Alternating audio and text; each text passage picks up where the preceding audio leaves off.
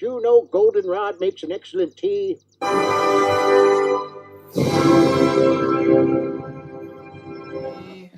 Happy birthday to me. Happy birthday, dear Aaron. Me. You are a sad, strange little man, and you have my pity.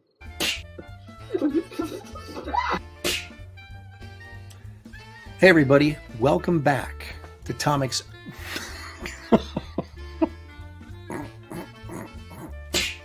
veteran of the comic book industry for 30 years of a writer, of an artist, and this sucks.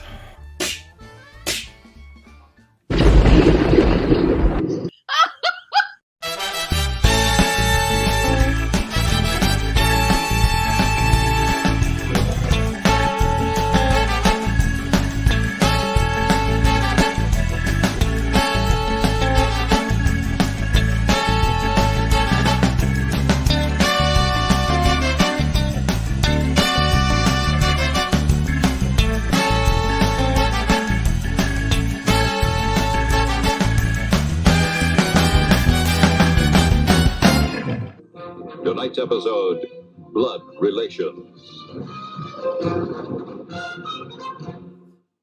Don't start! We haven't left yet!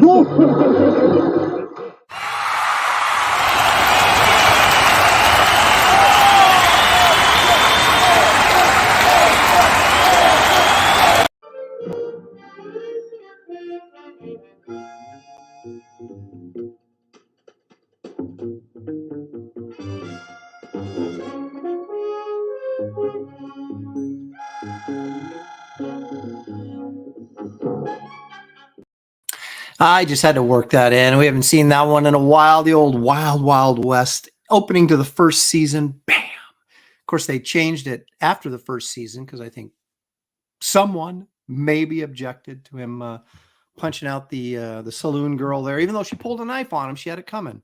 But anyway, hey everybody, welcome to Aaron Live. It is May 28th. This is Memorial Day weekend, 2023. And as my good friend Billy Tucci pointed out to me the other day, he goes, this is not a holiday.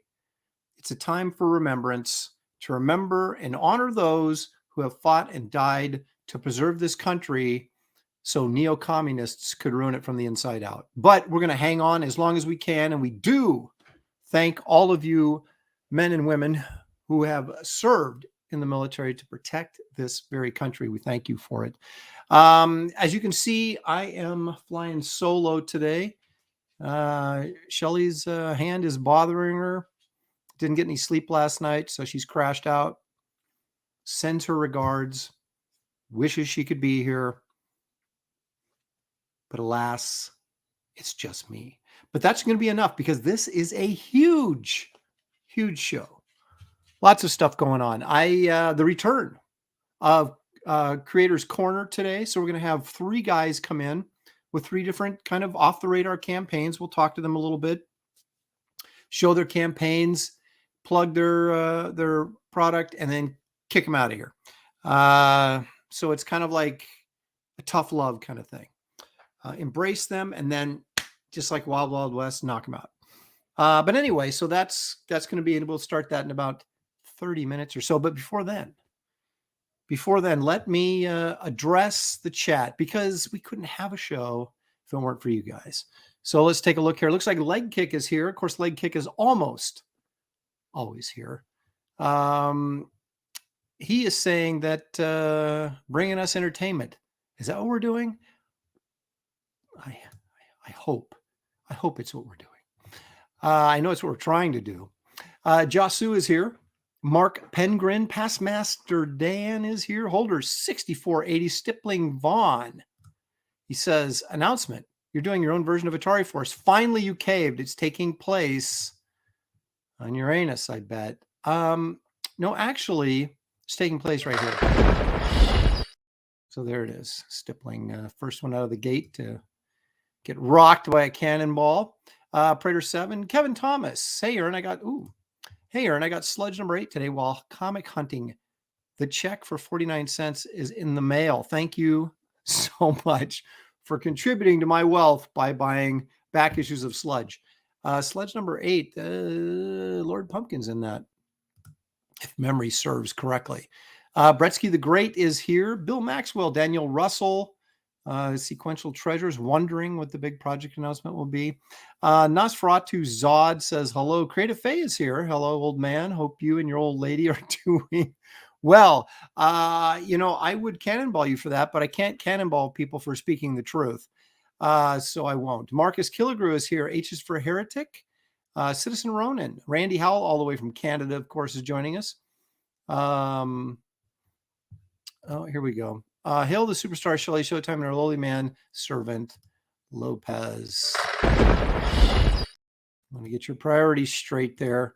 At least in terms of who you're recognizing as the star of the show.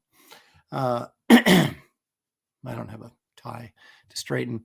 Let's see here. Geek Avengers here. I hope Aaron is doing something bigly as far as projects are concerned. Oh, it's big. It's huge. Squibs is here. Tarks9, also all the way from Canada. Brian Suddenly Old. Brian, I'm guessing I'm going to see Brian Suddenly Old at the Mid-Valley Comic-Con this coming weekend in Salem, Oregon at the fairgrounds. Twirly Wolf is here. Let me see. Who did I miss? I want to include everyone, you know.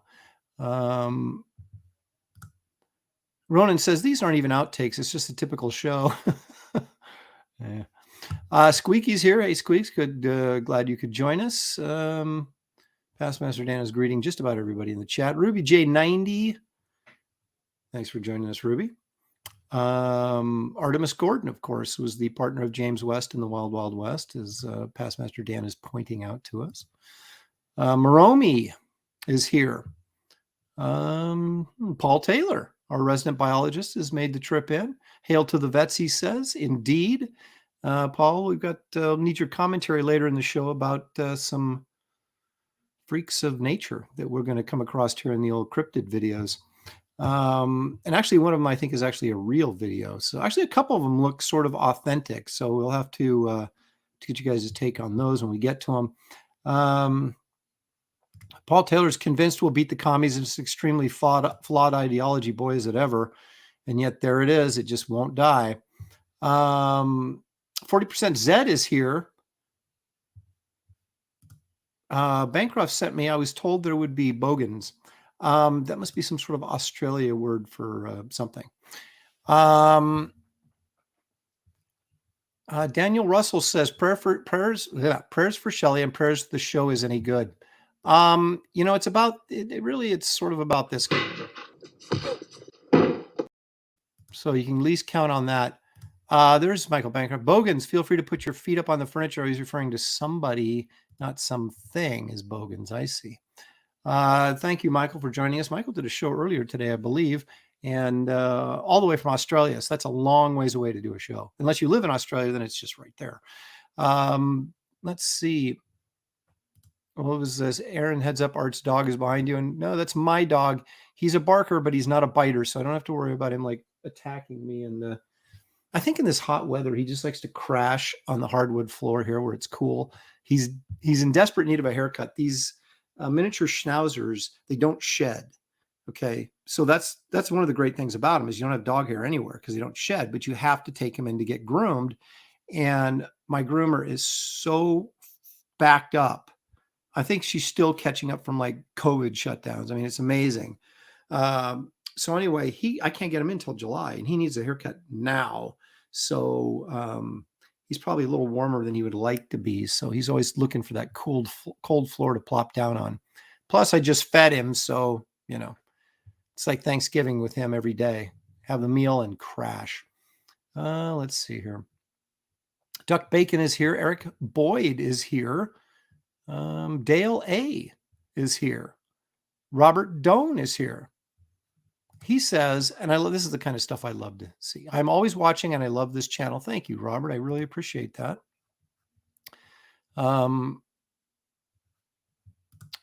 John says, I came in late. What is the project news? I'm not there yet. We're still addressing the chat. I want to make sure everybody feels included.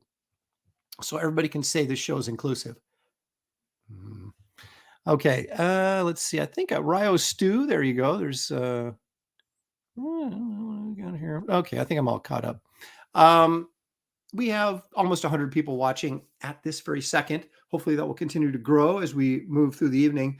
But if you haven't liked and subscribed to this channel, please do that. In fact, take a quick look at this public service announcement that I prepared especially for you.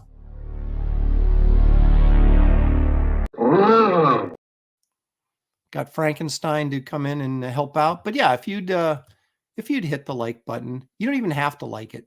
Just hit the button anyway. That's what we're all about here, is making me feel better about myself. Otherwise, what's the point? So anyway, there's Tim Mello is here. Oh, Apex is like, no, Aaron, you didn't mention me. I'm sorry, Apex. There's Apex Comics. He is with us. He's almost always with us. He's practically like Leg Kick. He's almost always here, and I greatly appreciate it. Thank you, Apex. Okay, Marcus Killigrew is spreading the love about the Wraith of God Blood Hunters campaign, which, of course, you'll find the description. Let me try that again. You will find the link to the description. Let me try that again. You will find the link in the description of this video. So if you haven't backed it, or you don't even know what I'm talking about, go check it out. It's free. It's not free to back it, but it's free to check it out. Where's the dog?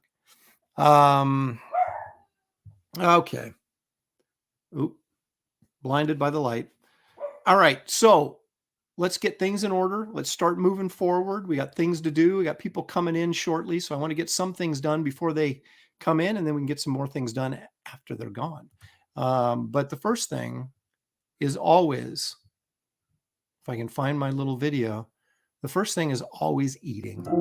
Let's all go to the lobby. Let's all go to the lobby. Let's all go to the lobby to get ourselves a treat. I bought a bag of candied pecans. Oh my gosh, they're so good. But that's not what I'm having. What I'm having is a fig Newton, but it's not a fig Newton. It's a strawberry Newton.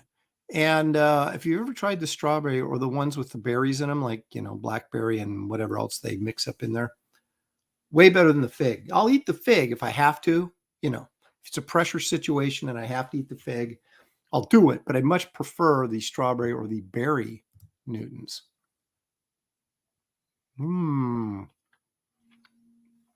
Very good. Watch closely as I break the golden rule, the first rule of broadcasting: don't eat on the air. I'm doing it. Leg Kick's throwing $2 my way, so we better stop here and take a look at this really quick. For $2, thank you, Leg Kick. Appreciate it. Wraith of God Blood Hunters is found on Google now. Really? I complained to them. They didn't respond, but I complained to them about being shadow banned. Does that mean that the ban's been lifted? I don't know. I'll have to find out later. I don't know what a Newton is, but I like it. All righty.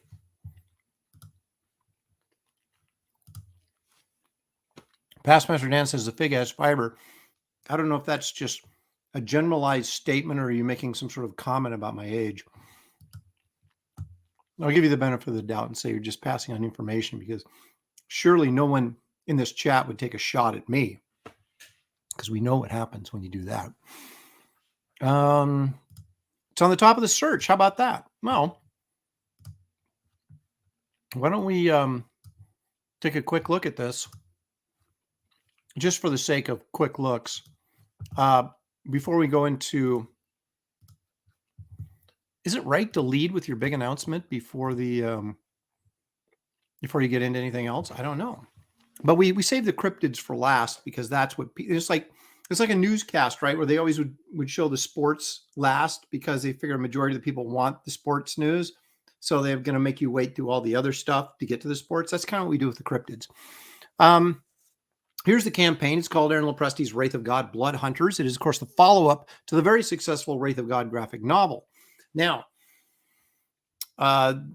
things are moving along quite well on this. I finished the Wraith of God story, which is 53 pages. I am 2/3 of the way done with the nightclub story, which is 15 pages. It's, I'm on page 11, I think, right now. And so that's almost done. Then I'm 5 pages into the Garbage Man story, which is 16 pages, and I'll be finishing that up after Nightclub. And then, of course, we have 8 more pages, 7 more pages of Kit Carter. So if I can stay close to the schedule I've laid out for myself, this book should be done in August and going to the printers in late August. So don't tie me down and hold me to that, but it's going to be very close to that, and we'll do the best we can. Now, that's right, Randy Hall is just 2 backers away from 2,200. Just a quick pitch. This is a monster, Western, superhero, adventure comic. So that's 4 genres that I've mashed in there together. And basically, the Wraith of God is a Batman of the Old West. He travels around with his bat cave in a wagon. His Alfred Butler is a woman named Esther, and they hunt monsters together, but they have their own sort of little personality quirks and differences that they have to get through along the way. And so highly recommended by me, but why wouldn't I? It's my book. But anyway, give this campaign a look. There's a lot of good stuff on here. There's a stretch goal Kit Carter card that everybody gets for free. There's a Dan Lawless stretch goal card that everybody gets for free. Here's our contest winner by Adam Miller. I'm leaning more, rather than making this a card, using it as a pinup inside the book, but that may actually be a print time decision. Of course, we have 4 cover options. We have the Bisley cover, which the original is hanging on my wall over there. I did an unboxing video of it, so if you haven't seen that, go back in my archives and check that out. It's kind of fun. Take a really close look at that painting. Then there's the wraparound by me. There's the Tales of Suspense throwback cover by me. And then, of course, the Tomb of Dracula tribute cover by me. Here's a couple pages of colored action. Colorist, by the way, is on page 30 right now of the 53. So that's moving along. I don't show the colored pages because I don't want to spoil anything for anybody, right? There's a few things that I can give away, which I've done, and I really don't want to give away anymore until you guys read it. And I think you'll probably be thankful that I didn't give stuff away before you read it. So you have to trust me when I tell you that there's 30 pages colored already. Dan Lawless is coloring the Garbage Man story, and the first 5 pages are done, and he's got them colored as well. We see 2 of them here, and then 1 in black and white right there. The Nightclub story, this is the first 3 pages of the Nightclub story called Trunk. Those of you who got the Garbage Man trade paperback will know that the Nightclub first appeared in the Garbage Man trade paperback. They do sort of, and those of you who got Wraith of God, the graphic novel, will know that there's a 3-page epilogue at the back of that book that sort of sets up some connection between Wraith of God and the Nightclub. So we're going to get a little bit more information on that in this story and introduce a new character called Trunk, who's this big elephant dude. Anyway, Kelsey Shannon is coloring this story. He's got these 3 pages colored, but I had to have him tweak one thing before I can post those, but then I'll post those up here on the campaign so you can see the color. And then, of course, here's Kit Carter. The first 15 episodes of this, or the 15 episodes, are all done like a newspaper strip. They're all like single. They're all part of a large continuity, but each strip is a thing unto itself, right? So there's a little gag at the end of each of the things like you'd read in a newspaper strip, but they all are connected through continuity. But that's how it's being presented in this first printed version of Kit Carter, since some of the stuff was online, but this will be the first time any of it's been actual in print. So we'll get 15 episodes of Kit Carter. It was also part of a stretch goal. The Garbage Man limited edition signed print goes companion piece with the Wraith of God print that came with was available through the first campaign. We have Wraith of God Roughs Volume 2. This is great to check out the behind the scenes. If you like seeing what the layouts and things like that are prior to the finished page, this is the book for you. This comes signed and numbered and is limited edition. So that edition will be determined by how many orders, and I'll print a little bit over the orders, of course, but not much. So that's another thing you want to think about getting. Of course, if you're an early sign-up person, you'll get the Merv the Astro Chimp trading card for free. If you didn't early sign up, you can still purchase this for $5. It's on here someplace. So anyway, we've hit all of our stretch goals except for 150, which I still think we're going to hit. But that's a bookmark with new art featuring the Wraith of God. So the other thing you're going to be getting for free if you back is the Queen of Hearts, Esther Queen of Hearts trading card. The black and white artwork is done. I haven't colored it yet. As soon as I color it, it'll go up on the campaign so you guys can see it, and the original art will become available through one of the perks. So anyway, there we go. I usually don't do big pitches like that, but why not, right? Since we're doing Creator's Corner this week, I figure I might as well pitch my own project, right? Okay, I'll stop the screen and make me big. So while we're contemplating all of this goodness, before I make my little big announcement, and it's only as big as you think it might be, but I had to say it was big because, you know, you want to draw in viewership. So basically I lied to you guys. No, I didn't. I have an announcement that I think is kind of big, but anyway, before we get to that, let's take a look at what Wrightson has to offer us for today. If I can find it. There he is.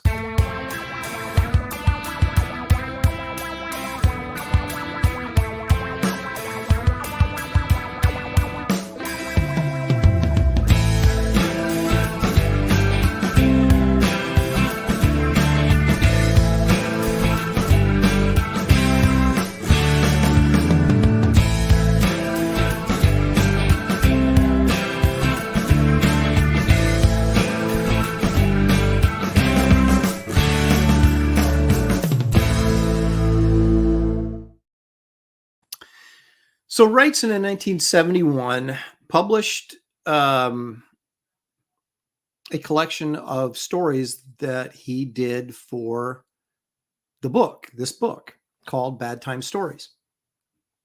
That the stand was the task. Sorry, the task was one of the stories in there. There's several, including a reprint of Uncle Bill's Barrel. Because I just read last night, actually, that he apparently got kind of burnt out doing the stories for this thing. And so in the last one, he took a story he'd already done. The question is, what was it, in House of Mystery? I can't remember. No, because I can't remember. He might have done it for a fanzine, but it was called Uncle Bill's Barrel. And so it had been printed before, but he ran it as the final story in there because he just got tired of working on new stories to put in the book. But that was an ink wash story. One of the stories was pure, just line work. Another one that was King of the Mountain Man. And then there was The Last Hunters, which used a bunch of zip and different things. It was basically Wrightson saying, I can do this, I can do this, I can do this, and you can't. And so anyway, all those stories were then later collected in another book from Archival called Back for More. And it was called Back for More, Stories You've All Seen Before. And it basically reprinted all those stories and Bad Time Stories in this new paperback form that had new artwork on the cover. But Bad Time Stories is, it's a fairly collectible book, harder to find. I mean, it's not impossible now because of the internet and eBay, but, it's an $80 to $150 book, depending on what condition it's in. And so they reprinted all those stories and Back for More in about 1977 or 78 that came out. And so to give everybody another chance to get those stories. And now that's, somewhat collectible in the $40 to $50 range. So there you have it. There's a little Bernie information for today. Citizen Ronan says Back for More is a great rat song. Shelley liked rat. There's Art of Roy. He's here. 106. Randy Hall says 106 watching. Why isn't there more likes?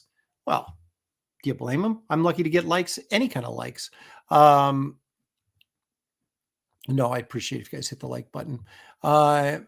Yeah, it says, Aaron, what do you think about reissuing your sketchbook through Fund My Comic? I want that sketchbook. No. I'll tell you why, because it was the whole purpose of it was limited edition, signed and numbered, 750 copies, and that's what I did. I suppose at some point I could do like a trade copy that isn't signed and numbered, but it's more likely that I'll do a newer book, art book, before I'll reprint that one. So my apologies, but I'm hung up. I'm a 70s child. I'm hung up on the old signed and numbered limited edition thing because I just think it makes it more interesting. But if you're desperate for a copy, I might have one left here. So Art of Roy, go ahead and it was Art of Roy, right? Yeah, go ahead and message me about it, or you can email me at aaron@aaronlepresti.com and see if I can perhaps hook you up. Look at that, Creative Faye. Thank you so much. Your content is always great. It's always something. We know that for sure. Okay. Well, I'm going to have some people coming in very shortly. So let me make the announcement and then we'll go from there. A lot of people have been asking me, well, at least two that I remember, what am I going to do after Wraith of God Blood Hunters? Okay.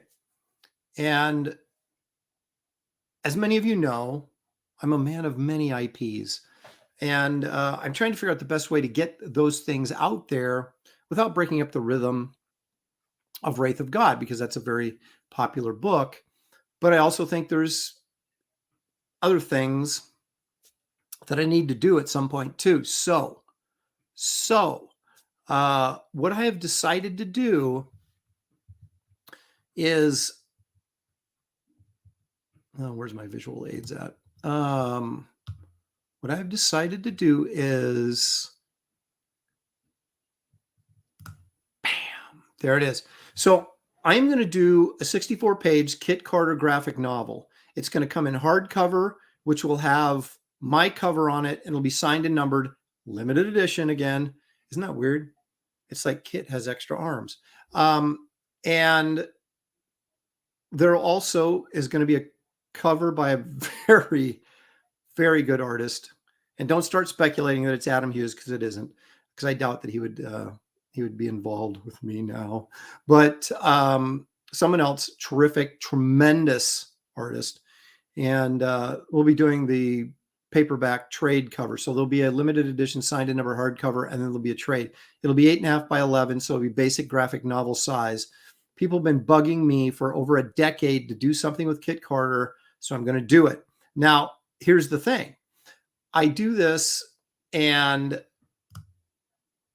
I have an inker lined up that if it hits the goal number money-wise, I will hire him to ink it, which will then turn this from a 12-month project into a 6-month project.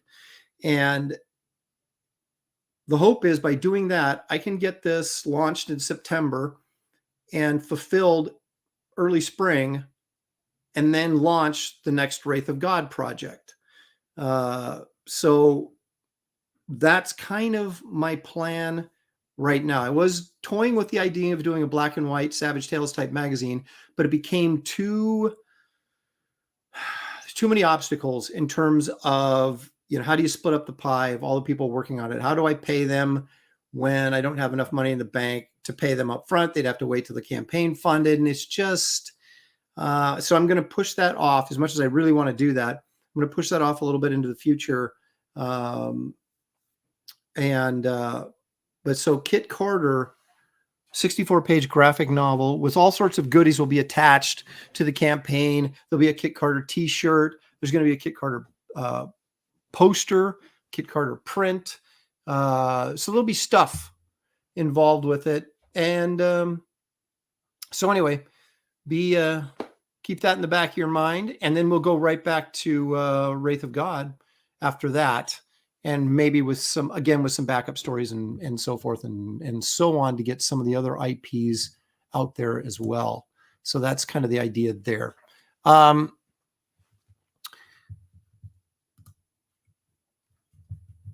Let's see.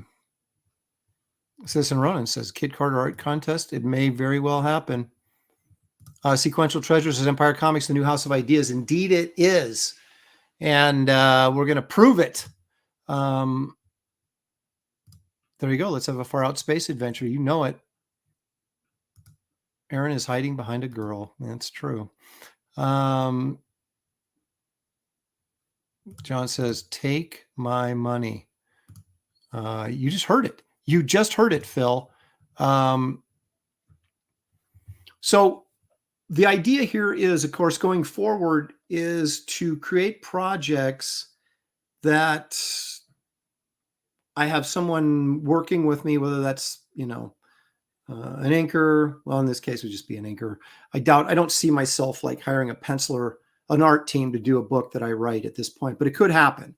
But those are things that are going to allow me to get more product out sooner. So you guys aren't sitting around for 14 months going, when's the next thing come out? So hopefully that will work and I get to a point where I'm kind of like what Graham is doing, where he's basically getting out, a couple projects a year. I don't have a lot of stuff stored up from past publishing that he does to throw out there like Joe Frankenstein, but I do think I can create new product for you guys at a quicker pace by working with an inker rather than inking it myself. And like I said, I've already got all that lined up. So it's just a matter of hitting the numbers right. And so I'm excited about it. Stippling Vaughn says, I want to back it now. Do I get royalties? No, there's no royalty program here at the new House of Ideas, at least not yet. Nosfraduzad, the fastest artist in CG is getting faster. Dang, you darn right I am. Anyway, so that's that. Let me make this announcement though also for campaigns in process or in progress. The second printing to Wraith of God, the graphic novel, you may recall this. I'll get over here this time. I just talked to my printer. The pages are printed. The covers are printed. Of course, they're taking the weekend off from Memorial Day. And the assembly of the book will begin on Tuesday and should ship out by the 5th, I think he said. So this book is getting turned around really quickly for a change. And so I'll have this, I'm guessing the second week of June, and then we're going to start shipping them out. And those of you who didn't back this will have an opportunity to get them anyway, because I, of course, overprinted it, so I would have some inventory. And they'll be more expensive than what they were available on the campaign, but they will be available. And the last thing is the second round of Keone Werewolf t-shirts are in transit to me right now. I'm assuming I'll be getting them early this week, and those will ship out immediately as well. So things are cooking here at Empire, your favorite comic company of the new millennia or whatever. So the new House of Ideas, as Sequential Treasures said. So anyway, nobody's dropping in on me yet. So I'm wondering, hoping the link worked to get those guys in here. A major announcement for Kit Carter, and we still don't have likes. Come on, Randy. That's right. Start applying the pressure. International sales done through eBay. No. The books will be up. All the extra stuff that's not available in the campaign, or pardon me, that was in the campaign that I have, extra stock of, will all be going up on my website store. Those of you who have, my website is up and running. My new website is, and it is, it's got one item on there right now, the Studio Source portfolio. Those of you who watch Graybeards, I showed it on there a couple times, but that's the only thing we have in the store right now. But the extra t-shirts will be up in the store. shot glasses, caps, all that kind of stuff will be in the store and available for purchase as I get around to it. The problem is I have to put all that stuff together and get it to my web guy and yada, yada, yada, blah, blah, blah. So, but it is in progress. So that's where everything that once it leaves the campaign stage and we shut down the campaigns, everything that I have left will be moved over to the store. And there you have it. Okay. So there's my announcements for today. So now you know what to look for come September. And of course, as I get artwork and stuff done for that, I will post it and, keep you guys, pardon the expression, abreast of the goings on there.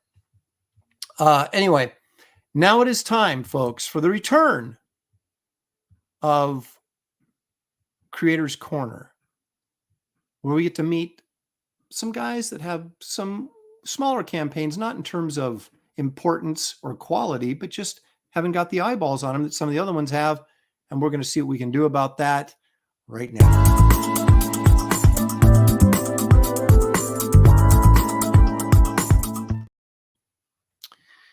Okay, there's the classy little psychedelic 60s intro. And let's bring in the guy that claims to be responsible for a project called Six Gun Gorilla, which I happen to think is pretty darn cool. Let's welcome Brian. What's is up? it Christgau? Pronounce that for me. You nailed it. You nailed it on your first try. I can't believe that. Brian Christgau. You and a Cupid doll. Well, having a name like Lopresti, where I was used to being in grade school, and they just murdered it, right?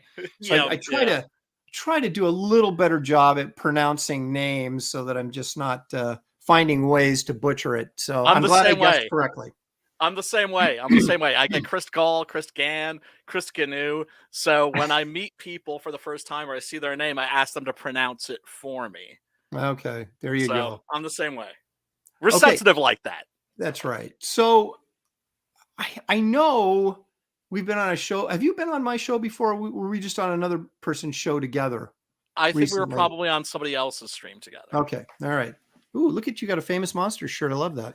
Yeah, man. I always tell people I'm basically a grown-up monster kid. I grew up with Famous Monsters and Aurora Monster model kits. And, you might look at me and think you're looking at an adult sometimes. You may think you're having an adult conversation, but no, you're talking to basically a 10-year-old kid.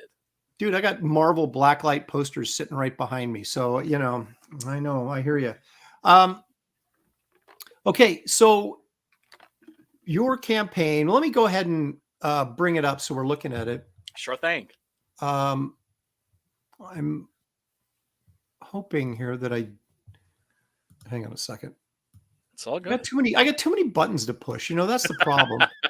That's the thing. We need like a producer sitting over in a glass booth over there, hitting the buttons and doing all this stuff. That's the charm of YouTube. That's a charm of live streaming, is that we do all this stuff ourselves. It's a little rough around the corners. Charm? That's what I call it. That's what I call it. Oh my goodness. Okay, so this is Six Gun Gorilla issues 9 and 10, volume 2 trade paperback. So you've been doing this a while. Yeah, sure have. Yeah. When did you first start this up? The franchise, the Six Gun Gorilla. I think it was the 2014 New York Comic-Con. Or maybe it was 2015. I forget. Wow. I still have my pass, but it doesn't have like the sticker on it and everything, right? And so it was my very first convention, talk about, diving in at the deep end. And it was a great experience. We sold out over 400 comic books in 2 days. Dude, that's really good. Yeah, no, it was great, And, it was a real feeling of validation. And then also all the people that came back to my table did let me know, hey, I read the book, I loved it, et cetera, et cetera. So I've been at this for almost 10 years now. And, I've been really blessed and really lucky that people have connected with the book in the way that they have, because it's not what I expected. I thought that some people would like the book. I thought that some people would really like the book. right? That people that love spaghetti westerns and King Kong and Tarzan, you know, that they were going to go crazy over it. And they did. But amazingly, everybody who reads this book seems not only to like it, but to love it. And that's not me being braggadocious. That's just me being very, very grateful. Well, I just know I appreciate you using a big word on this show. So that's great. You can say braggadocious as much as you like. I mean, it's a great concept. You know, just the title itself, Six Gun Gorilla, makes you kind of stand up and go, okay, what's this about? And you know, go and check it out. So why don't you tell us what this is about? The elevator pitch: a very big ape with very big guns, blowing very big holes in very bad people. It's a revenge western with a gorilla. What can I tell you? It's a revenge western with a gorilla. Most people don't pick up on this, and I was shocked at how long it took for someone to finally point it out. It's basically Tarzan in reverse, where instead of having, because I'm a very big pulp guy, very big Edgar Rice Burroughs fan. Me My too. my dream project would be Six Gun Gorilla versus Tarzan in Pellucidar. I can dream. Yeah, I can dream. Right? And it's about an ape that's raised, like his ape family is wiped out by a great white hunter type, you know, kind of an Alan Quatermain sort of a guy. And then he loses him in a card game to a Irish carnival barker, who then becomes a circus owner and raises him as part of his family. And shows a very unusual intelligence for a gorilla. And I hint at why that is, but I don't tell you. If you're an Edgar Rice Burroughs fan and a Tarzan fan, you can maybe figure it out, piece it together. Now, this isn't a precursor to Planet of the Apes, is it? No. This is just... You know what happened when they discovered the smart monkey in that movie? I mean, man, everything went to... end of the world. So yeah, man. But yeah, so this basically takes place in what would be considered our Old West. Yes. This is basically an untold story of the Old West, right? This is the hidden secret history of the Old West. And I have a whole universe that I'm putting together. After we wrap up this 10-issue arc, Six Gun Gorilla will be back, but he won't be back in his own series. He'll be coming back as part of an ensemble that's going to be kind of like a Dirty Dozen or a Magnificent Seven of the Weird West. And I've got all these bizarre characters I can't wait to turn loose that aren't bizarre for the sake of being bizarre, because ultimately, you know, and this is the thing that I really appreciate hearing from people. People always tell me that this is a story with a lot of heart, and that it moves them, and that it touches them in a way that they didn't expect.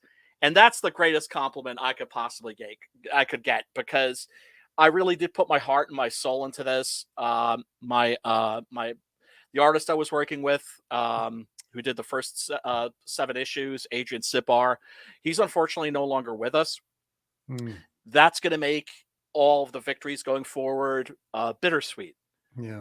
Because I miss him, and I miss working with him, and just such a great guy.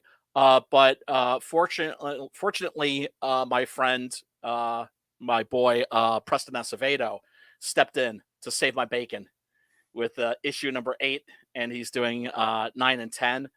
My friend, our good friend, Simon Poitier, is going to be doing the roughs, and then Preston's going to be doing the finishes, because he's a very busy boy right now.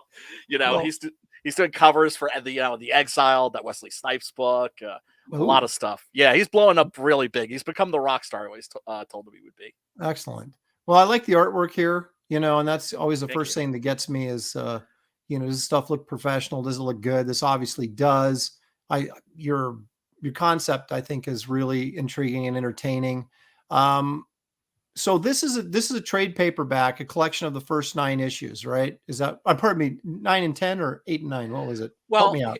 Okay. All right. You know, because it is a little confusing. It's a little confusing because when I did my first campaign, I decided to do all 6 issues that had been finished up until that point as a trade paperback. I figured hit them fast, hit them hard, and grab them, by the short hairs, grab them by the heart too, and really get them invested in these characters and this story, and it worked.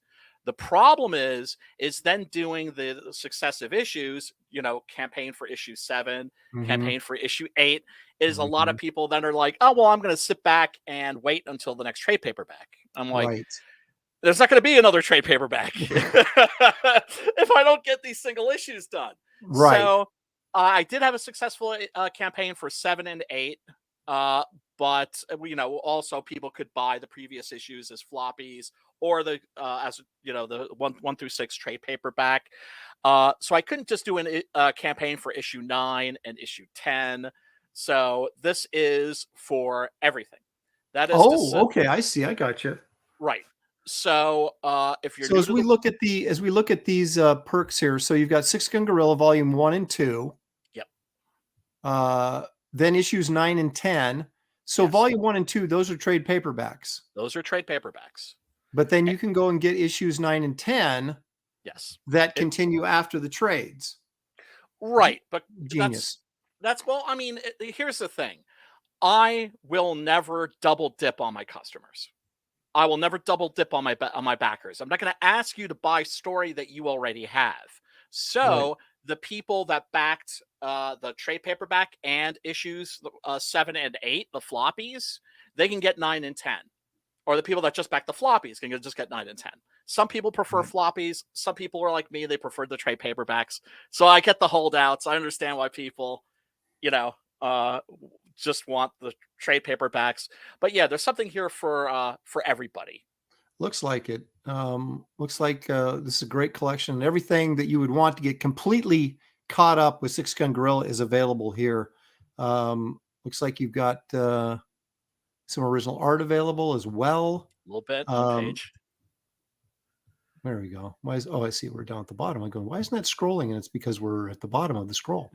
So you can get the volume 1 graphic novel by itself, the volume 2 graphic novel by itself, 9 and 10 together. You got a lot of combo perks in here. This is great.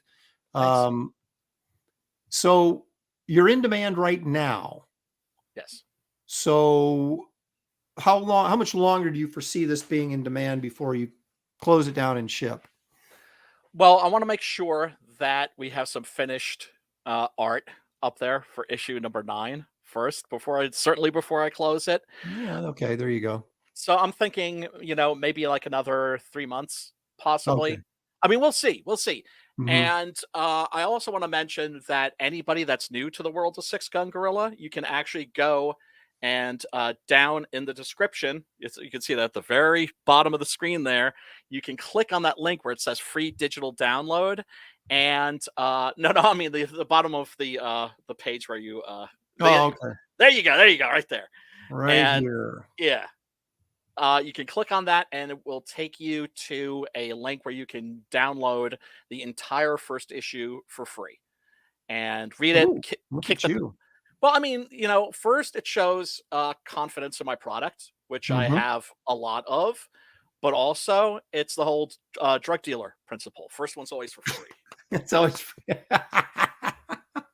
And then you just reel them in. Yes. Reel them in. Now I got them. Well, I want everybody to know that the link to this campaign is in the description of this video. There, I said it correctly. So you'll find it there. If you want to go check out Brian's campaign, I highly recommend it. I think it although I have not read it yet, from what I've seen, I really like it. And I think it's a great concept. So shoot me your snail mail and I'll shoot you some freebies. Ooh, see, that's what you get for hosting people. Big shots get freebies. Free stuff. So before I run you out of here and bring somebody else in, heck yeah, as it's just the nature of the beast. I understand. That's totally cool. No, I appreciate that. Man. What do you want to leave everybody with? Well, What's first of all, support indie comics. Take a look at the campaign. download the first issue for free, watch the trailer for sure. And then also these people that are coming up after me, be sure to check out their stuff too. Support indie comics and definitely support the smaller creators right now. And I'm not just talking about me, because I'm actually like on the higher end of like the smaller creators.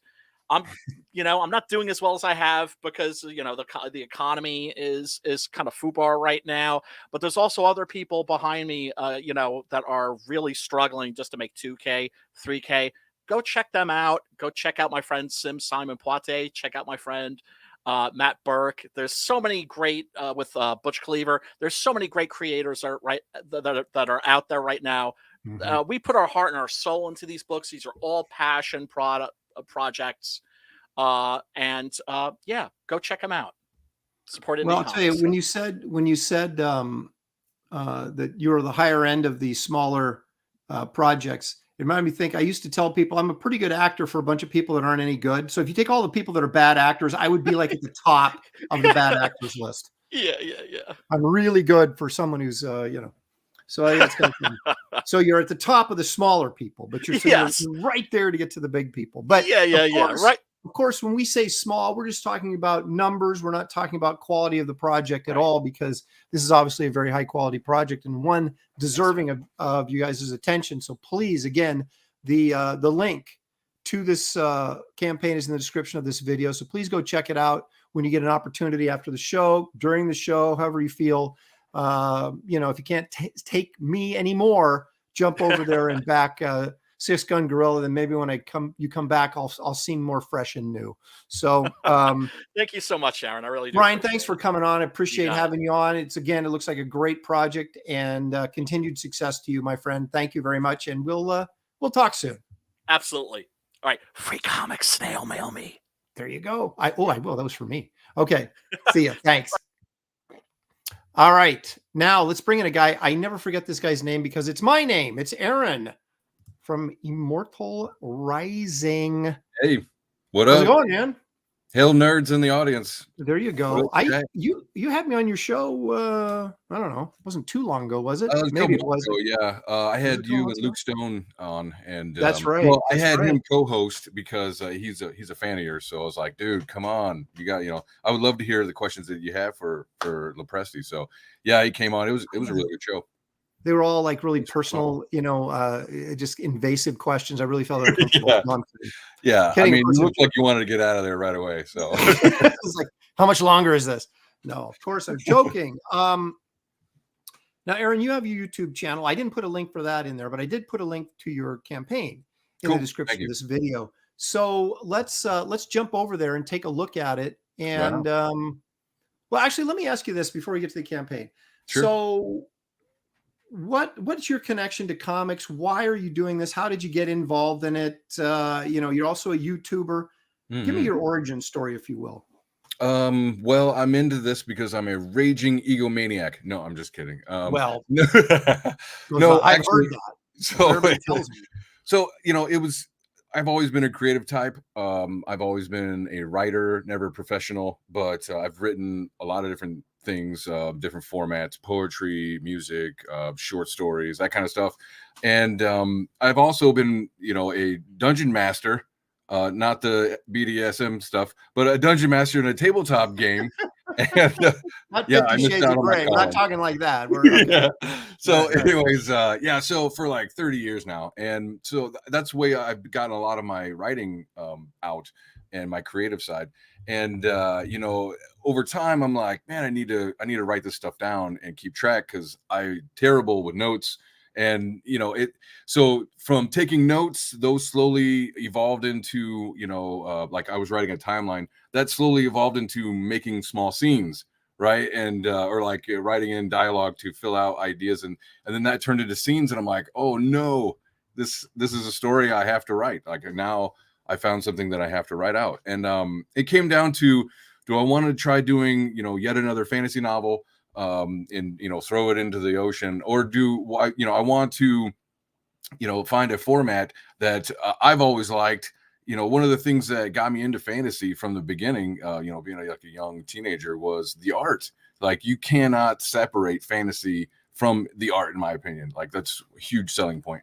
And so I was like, I don't want to just, write another novel that nobody wants to read because I'm a nobody or whatever. It's like, let me do a comic book where it's actual, it's beautiful to look at. And originally, to try to shore up a long story, but originally it was gonna just be for like me and my closest friends. And as it started to evolve, I'm like, no, this is worth sharing with other people. This is worth seeing just who's interested in this type of stuff, like dark fantasy meets epic fantasy. Like think if Castlevania and Final Fantasy had a baby, it's very close to our Immortal Rising's world. So and I was like, and once I got started, once I got those character designs back from my character design artist Steve Whitehead, I was hooked. I'm like, oh no, because I was at a point in my life where I'm like, all right, I want to dabble into doing like a small business while I keep my main job. It's like, how about I try, and I came up with like this really in-depth research about what product I'm going to sell on, like Amazon, and I'm going to, source from factories in China or something like that. And I'm like, I don't have passion for that. I can sell all the neck pillows I want, but I'm not going to be passionate about it. And this I am and was. So I'm like, it carried me away. And here I am 5 years later, finally ready to have a really good, product. I think that a wide audience will be interested in. Well, I got to tell you, I was going to make the same comment to Marcus Kilogram. Like, that guy has a voice for radio. I'm jealous. I'm jealous of your broadcasting voice.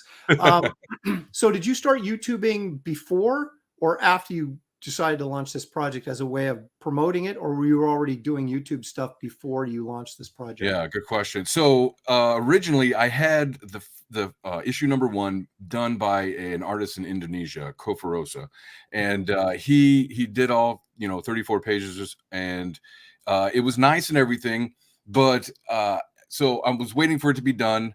There's a lot of problems. Indonesian government would shut off the internet and we wouldn't be able to talk and all this other stuff. So anyways, I'm like, I had to tell more of the story. I was like, the main story isn't enough. So I came up with a supplemental story, and it's 10 pages long. And that's when I met Jose Garcia. I think I found him on like Art Station or something. I don't remember. Maybe he was in a Facebook group. But I found him because it was like him and a couple other people, but his stuff really resonated with me. I'm like, let's try that. And so I came up with this supplemental story, which is like the gods perspective. If the main story is like first level perspective, the second story is like the gods, kind of like think of Clash of the Titans, like you get to see both sides of the story, and which is pretty cool. You don't get that a lot. And anyways, he comes up with it like in a week. I'm like, wow, there's like, this is high quality, not a lot of waiting. He's very professional. And so kind of wrap another long story up. I chose to go with Jose to remake issue number 1, just because he's already done most of issue 2. So I was like, listen, how about you just go back and redo 1 for me? And that's what I'm selling now is issue number 1. So issue 2 is waiting in the wait. It's waiting in the back room, and it's saying, as soon as this is done, probably 6 months later or something, I'll probably be doing issue 2. So this is not a one-off. This is not, I got a couple $1,000s and I'm going to walk away. No, I have at least 3 books coming. So that's for sure. And anything on top of cost is going straight to Jose and his new baby girl buying diapers. So yeah, so we can get issue 3 done. That's kind of where we're at. Okay, so were you a comic book fan growing up? Were you just a novel reader? Sci-fi fantasy? Because I find it interesting that there's a lot of guys that eventually find a way into comics that, guys that are gamers are not necessarily comic book fans, or not necessarily movie fans, or not necessarily science fiction or fantasy novel fans. That's true. And but they do sort of connect down the way. It's like these start these different places that are very similar, and then they end up crossing paths at some point. And I'm just curious, were you a comic book kid growing up, or did that come later? I was as a teenager, but I wanted to. I guess I just figured I didn't completely answer your question. So the YouTube channel Oh, that yeah. came about because Jose introduced me to CG through Bancroft, the ambassador, and through him I started watching all these other different shows, Joe Sontag, Shay and Cy, and all. Anyways, Right. so I was watching all these different shows, and I'm like, oh, that's cool. And I spent probably a good year off and on watching CG channels, and finally I'm like, I'm gonna have to do my own. The only way I'm going to be known and make this regular is if I make my own channel and I attract my own audience and I start networking with all of these creators. And I was like, the best way for me to do that is to offer a platform for them to, even if I don't have a lot of eyes on me, at least I could practice a lot of things like rhetoric and interview and stuff like that. But also so that the people in the community, hey, you now have an interview that you can promote yourself with. You say, hey, watch me on this interview, and that's the way I came at it. And it's been over a year now. Yeah, it's funny how essential this part of the PR part of that, getting the word out to get the eyeballs on your project, just so people know about it, so they can make a decision to order it. And it's amazing to me. I've still got people contact me about Wraith of God, the first one, that just are now finding out about it. And you think, how is that possible? I'm YouTubing all the time, I'm on social media all the time, but it's just that the time it takes to build that audience and build out your viewership so that you're reaching a ton of people that can, that will be interested in your project. It's amazing, but it's it's a necessity of the modern age that we're in. So, well, anyway, go ahead. Well, I want to say, so like as a small business kind of guy, like I've dabbled in other things. I've tried this, I've tried that. A lot of fails, a lot of false starts, but the way I look at it is, as long as I'm learning, I'm failing forward. And I feel that I was like, I've seen in other things, like you can't just get into, say, not that I try, but you can't just get into real estate and just suddenly you're selling all these houses or whatever. You have to build up, customers, or insurance, for instance. You got to build up a customer base, and they have to trust you and they have to know you. And luckily with our modern, the internet and all this stuff and social media, people can get to know you very easily and very well. You just post videos about whatever you like. And it just takes time at that point. And people who like you will gravitate towards you, if they hear of you, which is the trick. But right, exactly. But as for like the comic book stuff, I got into comic books early '90s. Like we're talking X-Force #4 might have been my first real comic book. Like I think I had a Spider-Man, but I don't really remember the issue. But I remember the X-Men. I remember Jim Lee X-Men 1 with like the 5 different variant covers and all that other stuff. That '90s revolution, I suppose. And I was headlong into that. It was like we're talking, Dale Keown on Incredible Hulk. We're talking Spawn. Just like I said, X-Men, X Factor, all of the mutant stuff. I loved all that stuff. So yeah, and then I want to say I dropped out because of like life expenses and hard times and whatnot, and growing up and whatever.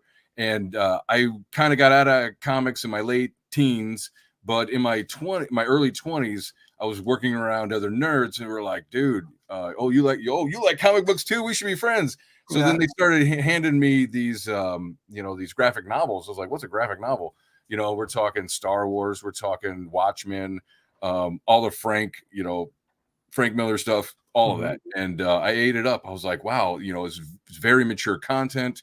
It's less soap opera-y, which I liked, but at the same time, you can't have, like, when they're having like 24 issue soap opera, sagas going on, that's a lot to afford, so at least for me as a teenager, that's one of the reasons I got out of it. It was like it got really expensive really quick. I was lucky enough to be old enough that I was buying comics in the 70s when they were 25 cents. But I know, even but it's funny that how there was sort of the silver age of comics, which sort of brought everybody back to superhero comics in the 60s. And then we sort of were hanging on for a while. And then the 90s was like that boom all over again, where it just, because the image boom and everything, it just drew in new readership again. And it's funny how many people I run into that was their starting point. Was It really was. the 90s. Like because it was exciting. It was an were the exciting bad boys. time. Yeah, Yeah. they were the they were the Rock stars of the comics. rock stars of comics. I was like, Yeah. Jim Lee is great. Mike Mignola. I mean, there was a lot of guys that really stood out for me. Yeah. Okay, well, let's take a look at your campaign here and tell us about this. I'm not going to run the video because I've been having trouble with the sound, and so I'm running like silent videos, and I have yet to understand why it's not working. But anyway, Immortal Rising, give us a little bit about what it's about. And so I just want to describe the video. It's basically like heavy metal and dark fantasy. So go check out the campaign. Let me hit it. Let me hit it and like see if we get lucky here. Okay, sure.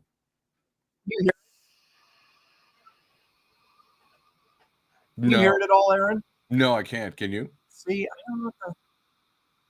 So there's this heavy metal rock that's just blaring right now, baby. So just imagine it. Total headbanging experience. We'll take a look at some of the artwork in it anyway. Yeah. And all these pages you can find on the campaign page. So yeah, it's gorgeous. And all of that. Check my settings really quick here and see if I can figure out why I'm all of that amazing Jose art. I mean, I'm addicted. We've actually, so me and Jose, we've actually done this issue. We've done issue 2. We did a black and white short story that's going to be launched under a Luke Stone Arrow Comics anthology, and we also, which has nothing to do with Immortal Rising. And then also we're working on right now, spoiler, and putting it out there for the first time. We're working on a short story for the Iron Age Anvil magazine #2.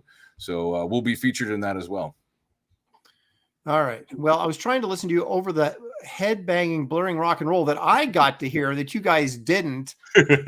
StreamYard works one way, then they start messing around with stuff, and then it doesn't work the same way anymore. And you're like, wait, why isn't this? Well, anyway. I don't know. It glitches on me when I try to play videos. So yeah. Well, see, now I'm getting accused of being a boomer in the chat, and I guess that's I guess I deserve it. So I won't get blow it you too. up for that. Yeah. But anyway, give us a. I didn't hear everything you said because I could hear the headbanger music going, so I could barely hear you. But did you give an overview? All right. So basically, Immortal Rising is the story of 5 strangers who are thrust together to into a war of the gods in a world, a foreign world, a world ran by the undead lords of Dracula. So this is this is a lot going on in one, and that's one of the reasons why there's 2 stories. You have the main story, which is this group here, this group of elves and the Arab cleric. They are put together. None of them, like, they're all from different social climes. The 2 in the back, they're actually twin princes of the kingdom. That the 2 in the front are newly graduated rangers. Like they're level 1, right? They just graduated as rangers, and they're doing this kind of publicity stunt for the kingdom, and the princes go along with them. And that's when conflict ensues, and they are mysteriously transported away to a world ruled by what's left of Dracula's minions. Dracula was destroyed 5 years ago, but his minions live on, ruling over humans in like a plantation kind of model, prefecture kind of model. Anyways, that's what we call, ladies and gentlemen, high concept. I love it. Like I said, it's dark fantasy and epic fantasy. So if you like that kind of stuff, this is exactly for you.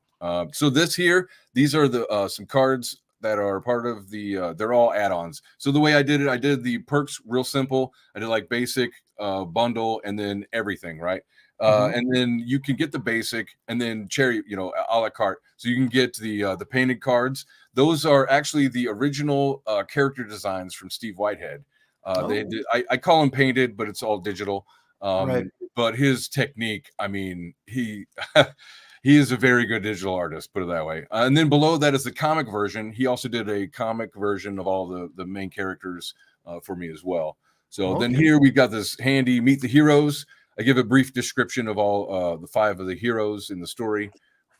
just so you can kind of get the idea. Well, for one thing, there's no Mary Sue's at all. The main theme of Immortal Rising really is survival. It's man versus nature. And if that nature means like, you know, some undead Lord of Dracula, then that's what it is. But really, it's like these guys are put together in this crazy battle, or I should say war, in this world that they're not familiar with, and they have to figure out how to get along.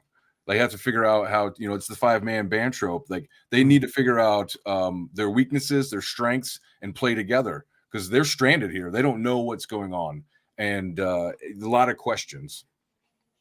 Interesting premise. I like it. So you've got an early bird bonus card. I assume that was for people that signed up early, right? Yeah, I haven't taken that off the campaign page, so that's my bad. But yes, that was the first 30 days I had that up. That was to complete the 9 card. Now it's the 8 cards. So, and then here we've got a brief description. So the Knights of Locutus is the second story, and that is the story following 2 gods who are brothers in arms. And their whole point is they serve the good God, and they are there to help protect and defend, you know, the good God's investment. So, or his creation, I guess. He's a creator God. And the overall plot, the God plot, is that there is a God who was created by the uber deity, right? The ultimate creator God in this Locutus, who becomes evil. He's like, he doesn't like Locutus's plan, right? He disagrees with it. He says that there's too much chaos and not enough order in the world. And he has taken it upon himself to eradicate his creator and replace it with his own law. And we are in the late stages of that God battle, that God war. And yeah, it's pretty cool. Is the 10? Is that kind of a setup for maybe something going forward? It's kind of like a... I mean, I'm assuming it's not a self-contained complete story in 10 pages. It's more of a maybe an intro to some characters that you're going to see later kind of thing. Yeah, it's a bit of exposition so that you can kind of see the story from a different perspective. It's the same story. And then as we go along with it, yes, you meet more high-level characters and see how they interplay with the main story and everything going on. Okay, so we got some pages here. That some of this was in the video, of course, and yeah.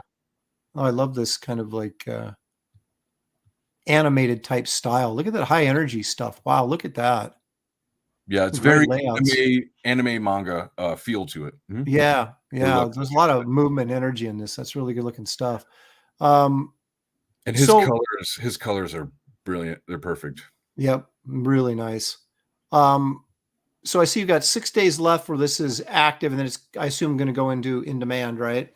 Yeah, I think I'm going to actually take it off of Indiegogo and put it on FMC as like a storefront. So that's most likely what I'm going to do. I'm just not sure how to do that quite yet. But yes. When I had someone asked earlier when you thought that you were planning on, you thought this would ship. So it's done. Like all the art is done. Basically I need to finish doing some of like the layout and ship it to the printer. I've already printed out. I told you I had a first artist who did the first, the issue number 1. And so I printed out a bunch of those books, which I am actually selling to the completionists out there. Anyways, so I'm going to use the same printer. And I pass by them every day when I go to work. And there we go. Convenient. Yeah. So there's the comparatives. So there's the original art on the right, and then Jose on the left. And so I would say printing. June's going to be a crazy month, but I want to go to printer as soon as possible. And as soon as possible means within a month, maybe 2 at the most. I definitely will keep everybody in the loop on that. In fact, I hope to, because last time I got to walk around their printer production floor, and I was like, man, I wish I was recording this, but that was before I had my YouTube channel and everything. So this time I do plan to show everybody what's going on. Hey, here's the proofs that I'm being sent and all that stuff. So it'll be fun. Yeah, that's exciting, especially convenient to have a printer right, in your neighborhood practically, that you don't have to ship all, bunch Well, of books it- to yourself and then ship those Yeah. out. You know, and Well, go pick and- them up. So like I've tried other ones with that first version, and I'm like, man, this terrible customer service was over and over again the major reasons that I didn't want to do anybody that wasn't local. I'm like, I got to find somebody local. And so that's what I did, and it was a great experience. And I went there, I met the salesman, I met the person behind production, all that stuff, and they even helped me format it at that time. And this time I should be able to get it formatted without their help, but either way, it turned out great, and that's why I'm going back. Now, for fulfillment, I won't be fulfilling it myself. Critical Blast is my fulfiller, so he'll be. I'll send it off to him, and then he'll send it off to you. Okay, well, excellent. Hey, I'll let everybody know the link to this campaign is in the description of this video, so you guys at any time can hit that link. It'll take you right there. You can back this. You can check it out. Tell your friends, tell your neighbors, tell your enemies to check out Immortal Rising. I love the concept. It's great. Thank you. And I also I'm digging what I'm seeing from the art. That's sort of manga inspired. The colors are fantastic. The layouts, the high energy. It looks like it's going to be a lot of fun. So I would from what I'm seeing here, highly recommend it to you guys to go check that out. Thank you. Before I let you go, any closing thoughts you want to give about the campaign or anything? Anything in general? Say, thank you for that. I will say that, and I kind of touched on it earlier. This is not the last you'll see of me. So, number 2 is mostly done. It's like 95%. We're going to go back over, probably change some dialogue. My writing's improved, so I'm going to change some of the dialogue. And Jose is going to update some of the art, that kind of stuff. And number 2 should be out in, I want to say 6 months, but I can't promise you. It just depends on life. And then anything on top of cost is going into the third one. So this is a 3-story arc, and upon the third one, I'll look at what's if it's worth going on, or if there's enough fan base, which I really think there will be, especially by the third one.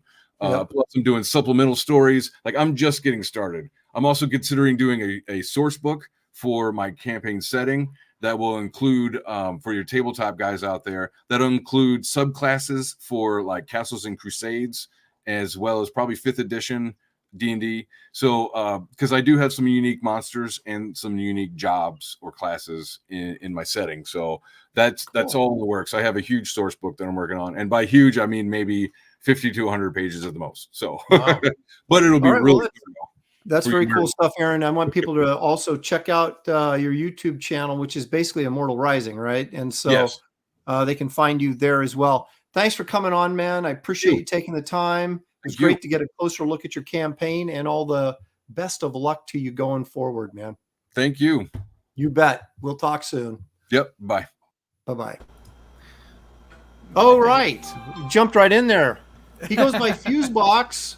Also has a project called Outlaw Nights. Now, do you have a real name you want to share with me here? Because I know you talk to Shelley a lot via social media, and she's like, Outlaw Nights says he wants to come on the show, and something like, okay, I didn't, So anyway, give me your name, Fusebox, that I can call you by. My real name is Ben. Okay, Ben. Welcome. Yes, indeed. All right. So you have a project called Outlaw Nights. We'll get to that in a second. But tell me, is this your first comic project, and how did it come about? This is actually my second. Okay. But I think I waited a little too long to launch the second issue. So we've been running into some issues with exposure, because the landscape's changed a lot since I funded issue 1. So I'm still kind of relearning things. Well, getting the word out, and as I mentioned earlier with whoever I was talking to earlier, just like bam, name went right out of my head. Not Aaron, but from Six Gun Gorilla. Anyway, was that getting eyes on the project is the biggest thing, and the most difficult thing in some ways, right? And so So are you the writer artist? Are you the writer on this? Or are you? I am the writer creator. Okay. I had a different art team for issue 1, but weirdly enough, my artist completely vanished off the face of the earth. Like nobody's heard from him. That is.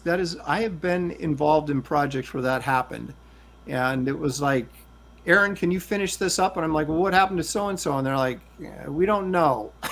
Just he quit turning in pages and quit responding to emails, and there you go. So I mean, that's for artists. I guess that's not an unusual thing, disappearing. But so I feel for you there. So this is the second issue, Outlaw Nights, that you're doing right now. Is the second issue. The first one. How did the first one come about? What are you a comic book fan? Have you been a comic book fan since you were a kid, or how does that all work? You thought, I'm going to get into this independent comic movement and try and sell my own project. Well, I was very casual as a comic book fan. Like I read comics, but I didn't keep buying issue after issue after issue. I would just kind of select a few things here and there. I really got into video games when I was a kid. Like that was my big thing. Right. And I got back into comics in my early 20s when I was working at a grocery store. A buddy I worked with was huge into Marvel and DC. And so he would bring his stuff, and like whenever we had nothing going on, I would read some of his stuff. And so it kind of revitalized it a bit more for me. Yeah. I love the concepts behind superheroes, but I've never kept up with them in like recurring issues. Well, it's funny because I was just talking with Aaron, who was just on from Immortal Rising, about how, guys of your generation, who are considerably younger than my generation, is that you guys had options growing up between video games. There was more content on TV and movie wise, or comic books.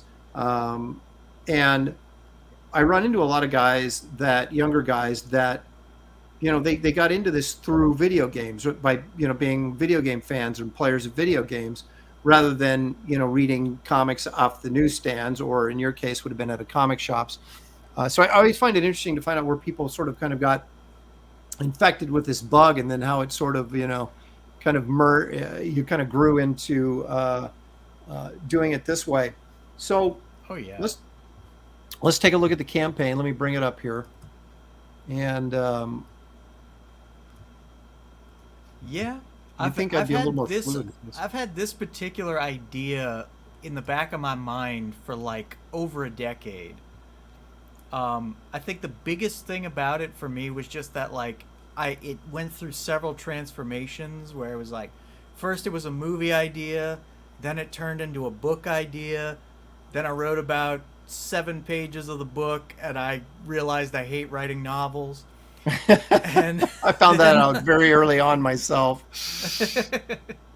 And then it went back to being a movie idea, and then I was like, well, I'll shelve this for right now. And then I started hearing about, independent comics booming through crowdfunding, and I started watching some YouTube channels, and I really liked everything I was hearing and seeing, and I was like, well, I want to get in on this because I'm a writer. And I was thinking about okay, what's a good comic idea I could do?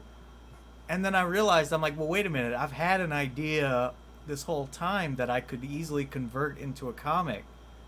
And I realized when I wrote it out as a comic script, and I started getting those art pages back, that it actually works better as a comic than it did as the other things. So everything just clicked into place. Now, it says here in your little bio up here that it says you're a filmmaker as well. What's your? Yes. I'm just curious. I went to film school at USC back in the day.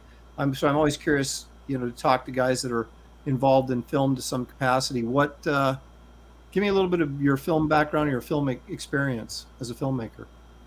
Mostly it was just student films. I did some little films when I was a teenager with my family and stuff. And then I managed to do 2 short films when I was in college. And The first one we did was super ambitious, and it ended with me losing the footage because the frickin' hard drive broke on me. So I learned the hard way to back up my files. Oh my gosh, that's horrible. We used to lose footage by accidentally popping open the camera and exposing the actual film prior to the digital era. But I know your pain from that. Can you give us a little, give us kind of an elevator pitch on this what this is about? Absolutely. Outlaw Nights takes place in the 31st century. Humanity has begun colonizing into outer space, and it is very much reflexive of the discovery of the New World. So this is kind of like the New World 2.0. Mm-hmm. The governments of Earth are all at each other's throats, competing over territory and resources. We're about 10 years in the wake of World War III. It's a chaotic time period to be alive, but Big Brother cannot consolidate control over the colonies very easily because outer space is so damn vast. So essentially, this has led to a boom in piracy. We've got golden age of piracy, new and improved. So in the midst of all this chaos, we've got our main character, Cyrus Lawson, who's that fella wearing the vest right there, who has had a hectic upbringing, and he's gone to a small out-of-the-way colony called Therese that's insignificant in every way. And he just went and he joined the colony guard to kind of be a small-town sheriff. He wasn't expecting a lot of trouble. But right from the get-go of issue 1, that dream is ripped right from under him as the pirates of the ship called Hazard invade his settlement looking for a piece of data that's going to lead to a huge treasure that everybody's got their eyes on. It is a rat race in the making. Push comes to shove, without giving the plot of issue 1 away, Cyrus is kidnapped by these pirates. So now in issue 2, we are picking up where we left off, and Cyrus has got to learn how to maneuver in the underworld of the 31st century and overcome his very rigid sense of right and wrong, because not everything is cut and dry. Well, I like this kind of concept that you've got. This is kind of sci-fi pirates, you know, because I think all of us love that sort of adventure. The traditional, I don't know if you'd call it Pirates of the Caribbean traditional, but that sort of piracy, and you kind of put that sort of attitude, but in a sci-fi setting, and it can be really interesting, fun stuff. So it sounds like a great sci-fi adventure story for sure. We're looking at, I assume, some interior pages here from the book. Yes, and those will be colored. It's just that I haven't been able to afford to get them colored just yet. Part of why I'm doing the crowdfunding. Sure. How long is this campaign stay open? Is it just 30 days? Or go ahead. Yeah, I had it longer, but right now we are in the final 10 days. Okay. So I'm doing a hard push. If push comes to shove, if by some reason, for some odd reason, this doesn't fund this time around, I'm going to be relaunching. Because I ain't giving up. Well, let's stay positive and say it will fund. It's going to fund. That's what we're doing right here, is get guys over there to check this out and back this. Of course, the link to this campaign is in the description of this video, so that'll take you right there. Here's some color stuff. I assume this is from the first issue? What are we looking at here? These right here. Those are actually posters. Okay, those are posters. Okay, look at that gun. Jiminy Christmas. I know. I'm looking at the gun. Everybody else is looking at, other things. But ladies with big guns. That's really exactly. What can be better than that? I love that spaceship design too. So how many pages? How many pages is this? Each issue is 25 pages. Okay. Originally, they were each going to be 50, but I found out that in order to make it cost effective, I had to cut it in half. Right. So this issue 2 is technically the second half of issue 1. Okay. I want to scroll down here and look at your perks here. Now let's see here. So you're offering this as a digital. Yep.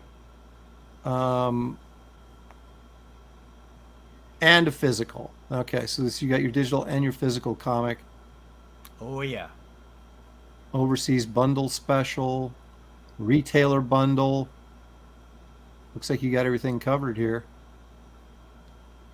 Yeah, and I didn't add a lot of extras because I feel like adding extras is going to add more complications to production, and it's That like is true, my friend. That is very true.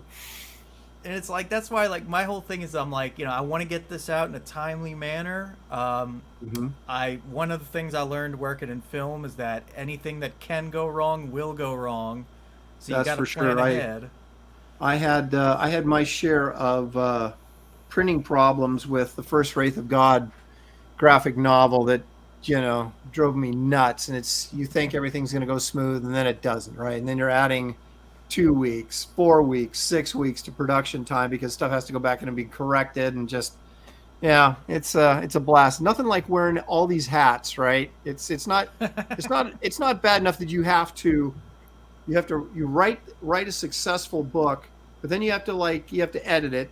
Then you have to get to hire the artist and keep an eye on them and get your letterer, and you get the book put together. And then it goes to the printer, and then you got to deal with the printer, and then it comes back. Then you got to ship it out, and it's amazing how complicated this whole process can become just by self-publishing crowdfunding.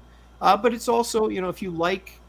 I myself love being involved in every part of the process. I just wish I had more hours in the day, right? So, but it to me, it's still, although it's challenging at times, it's very rewarding at the end, because you took something from a blank sheet of paper all the way to completion, to getting it in someone's hands as a comic property that they could read. So, is this are you approaching this as a long-term series? Is it a mini series? Do you have a finite number of issues in your head about how far you're going to take this, or at this point?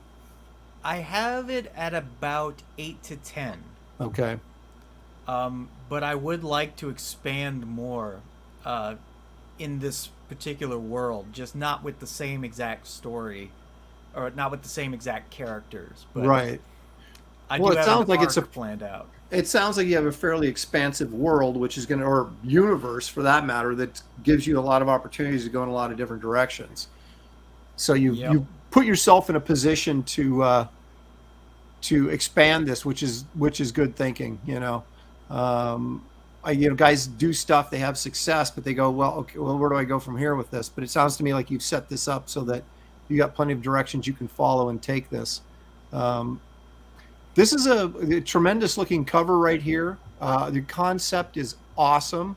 I'm sure be great to see more of the color work, because the color work looks really, really good that you're showing here. And again, we're getting some interior pages here that are the black and white work.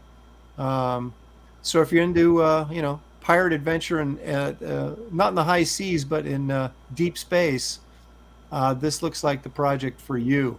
Again, let me remind everybody that the link to this campaign is in the description of this video that you're watching right this second. So you can go there at any time, hit that link, and it'll take you right over there, and you can back Outlaw Nights here. Ben, any last words here before I let you go that you want to get out? Well, thank you so much for having me on. Sure. Everybody can find me on Twitter at Nights Outlaw. You can also find me on Instagram at Outlaw Nights. And you can find me on Facebook under my real name, Ben Fuselier, Fuselier. And you can find me here on YouTube under Fusebox. Look at that. I love it. Fusebox is now, it all makes sense. That's awesome. So anyway. Well, Ben, thank you so much for coming on, man. It was great to have you. It was great taking a look at your project, and hopefully we'll get you some backers and get this thing moving in a big direction for you. So anyway, thank you, sir. Enjoy the rest of your Memorial weekend, and we'll talk soon, I'm sure. Absolutely. Thank you and take care. See you, man. There you go. That is Creators Corner. And now it's back to good old me, just me. All righty. So I'm going to try and do this about once a month where I can bring in several creators that want to kind of get the word out on their projects. You guys can, ultimately, you guys are the judge, but I think we had some pretty good projects today that you'll want to go and at least take a look at and consider backing for these guys that are working hard on getting their projects seen by the masses. So there you have it. All right. I haven't been reading what's been going on in the chat, which maybe is a good thing. I don't know. What are you guys saying over there? I don't know what this means, but I like it. Conan's Breakfast Club. I like that. Vampire Hunter Molly Ringwald. Look at what's going on in the chat. Look at Eric the Guapo shows up. Eric, you used to be a regular over here, and then it was like, then I see you in everybody else's chat, but you never come over and say, hey, but I'm glad to see you back here. I miss you, Eric. Let's see here. Gray Wolf Graphics, that's WD Smith, for those of you who like to know. I wish we had printers who could print our stuff here in Middle Tennessee. I think they're still carving on wood in Middle Tennessee, aren't they? I don't know. Anyway, let's see. Danky Frankie, of course, once a month, call it that time of the month show. Wow. You know, I think I used that joke yesterday, didn't I? In Comic Art Convo, something about that time of the month again. Oh my goodness. Okay. So anyway, here's the campaigns we've looked at. We looked at mine, of course, which is Wraith of God, Blood Hunters. You'll find the link in the description of this video. Of course, this isn't we're not going away. This isn't like a big goodbye speech. So don't just like start tuning out. We've got Outlaw Nights, we just spoke to Ben about. We got Immortal Rising, which we talked to Aaron about. And of course, we spoke with Brian about Six Gun Gorilla. So every one of those campaigns is listed in the description of this video. The links are there. So you want to check those out, people. All right. Now let's get back to the business of hand. The business of hand. How about the business at hand? I don't want to get into the business of hand. I don't even want to go there. We have a new segment on the show that I started last week. Now, I don't know how long this is going to last. I guess until I run out of things that are in my top 5. But this is a segment that's simply called Aaron's Top 5.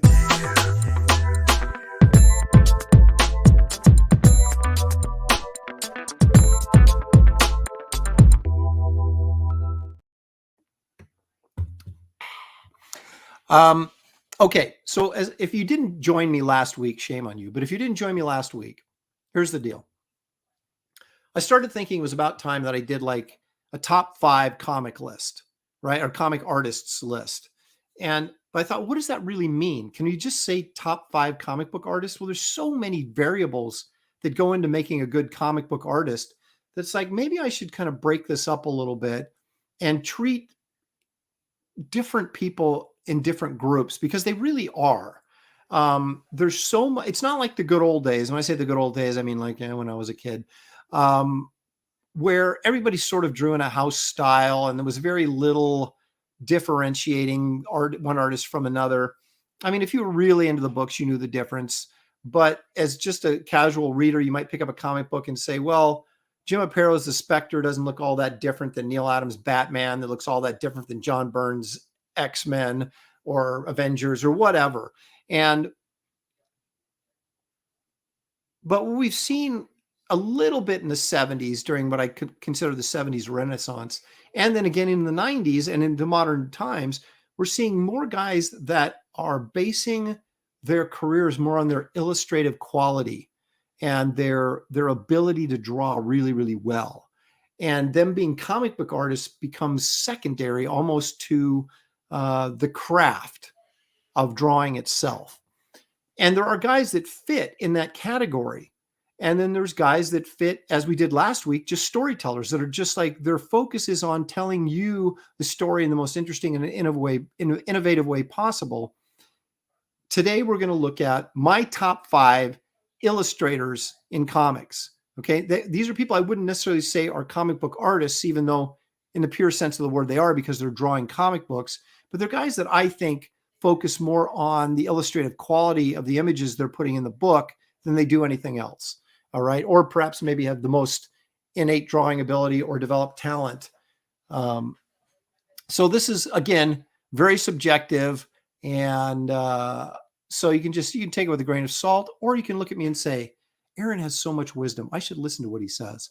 But if it's going to piss anybody off, make your own top 5. This is just my opinion.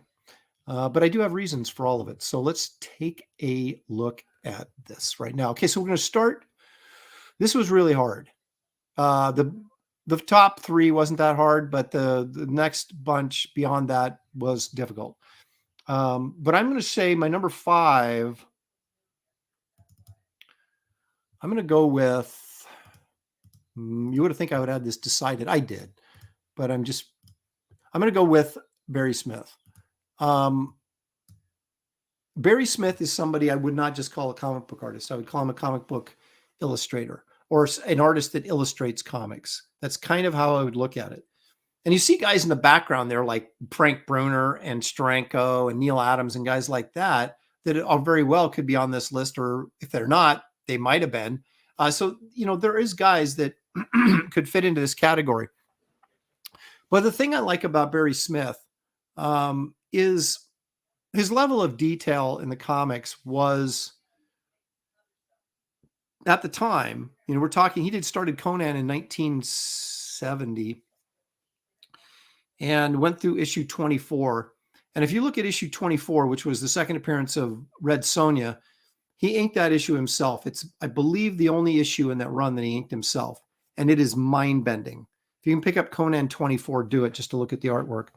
But the amount of detail and what I would call illustrative quality that he brought to his comics were pretty much beyond everybody else at that time, and had come before him. And there's not a lot since that touch the illustrative quality that he has in his work. You might say, so-and-so is a better storyteller, or so-and-so's a better superhero artist, or comic book dynamics are better. But for just illustrative quality, it's really hard to ignore or not mention Barry Smith. I mean, just how many guys are going to draw all those leaves back there, in a monthly book? This, of course, is from Red Nails, which was a black and white story in Savage Tales, but still, the line work and the amount of detail. And then, of course, when he graduated from comics and went into illustration or comic book illustration, some of the work, posters and prints and portfolios, this work was just mind-numbingly detailed. And, some people are sort of, he has kind of a very stylized way of doing faces, very big eyes, small noses, things like that. So he has stylization that people are either sort of hit or miss on, but you can't really argue with his level of detail. And, look at that arm and that hand right there. It's just, his drawing ability is clearly there. Some of you may be familiar with this, which was actually, I think, commissioned by Marvel. But Lord of the Black Corsairs ended up being a poster. And then it was also ended up being on the back of the Conan Treasury edition that was all Barry Smith stuff on the inside. But you could have got this as a black and white poster way back in 1974. It's very interesting, and I don't know the story behind this, but this image, colored, was on the back of the Treasury edition, as I just mentioned, of the Conan book, which was published by Marvel. Yet this was a black and white poster he did post Marvel for his own publishing moniker, which was the Gore Blimey Press. So he owned the copyrights to this. So I don't know if Marvel just paid him to use this as a, it's obviously a Conan type illustration, but it's not Conan per se in the sense that it's labeled as Conan. So it's interesting that, if he sold the rights for Marvel to use this on the Treasury Edition or what exactly the deal was there. But as you can see, the tremendous line work and illustrative quality to this piece, which is why he's on this list. Now, I don't know if Hidden Hand Media is being serious or nice has never heard of him. Well, it's because he was, mostly in the 70s, which most of you guys are way before your time. But you may have seen this in the 80s, where he sort of let everybody know that he still had it and was not, hadn't disappeared when he did Weapon X featuring Wolverine for Marvel Comics. And that ran through Marvel Comics Presents. And I want to say probably 88, 89, somewhere in that neighborhood. And this, of course, is a scan of the original, one of the splash pages from the story. But this little origin thing he did with origin story, basically, of Wolverine just blew everybody's mind when it came out.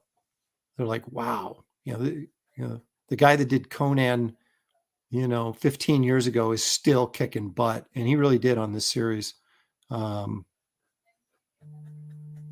So it's, there's some good example of some of Barry Windsor Smith's illustrative comic book work. So these guys are potentially interchangeable in a lot of, in terms of ranking or whatever, but this is just how I have them. So this one may surprise you guys that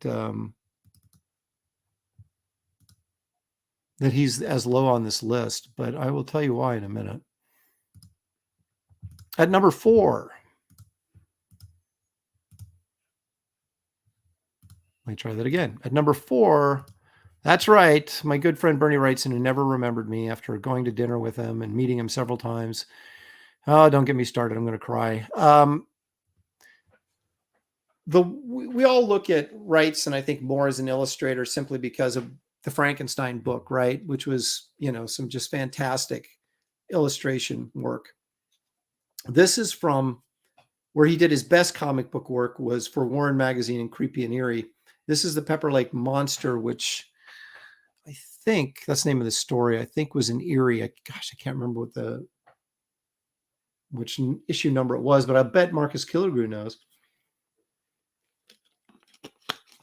But again, you look at this stuff and you say, this is not traditional comic book work. This is not the type of stuff that we're used to seeing when we open up a comic book, or in this case, a magazine, but it's a comic magazine.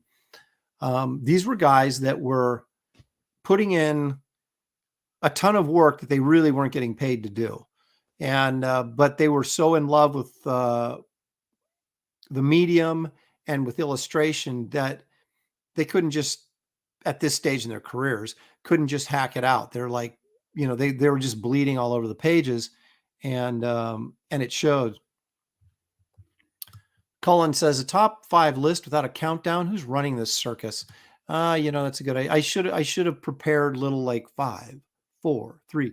So next week I'll do that. We got to get the bugs out of it. It's a new segment in the show. I got to work the bugs out. Paul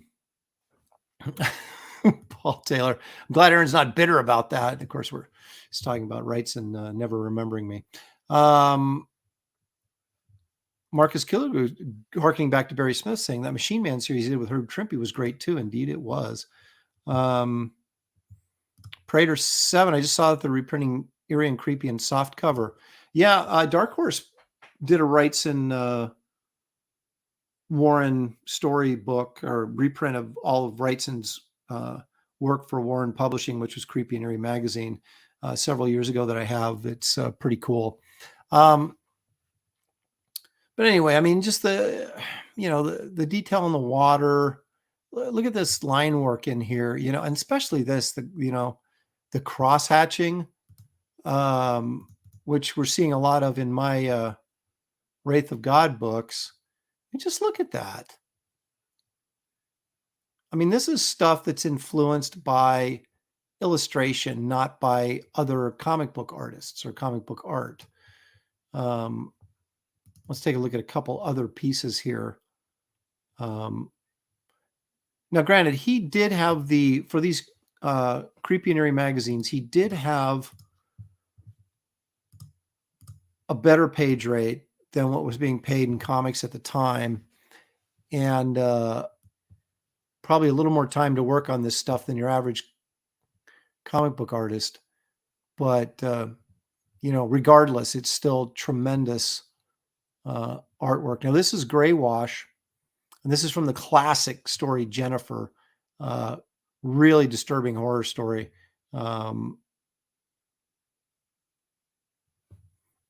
It's a good thing that Bernie didn't take Aaron's chair to convention, or he might still be mad about it. I don't know what you're talking about.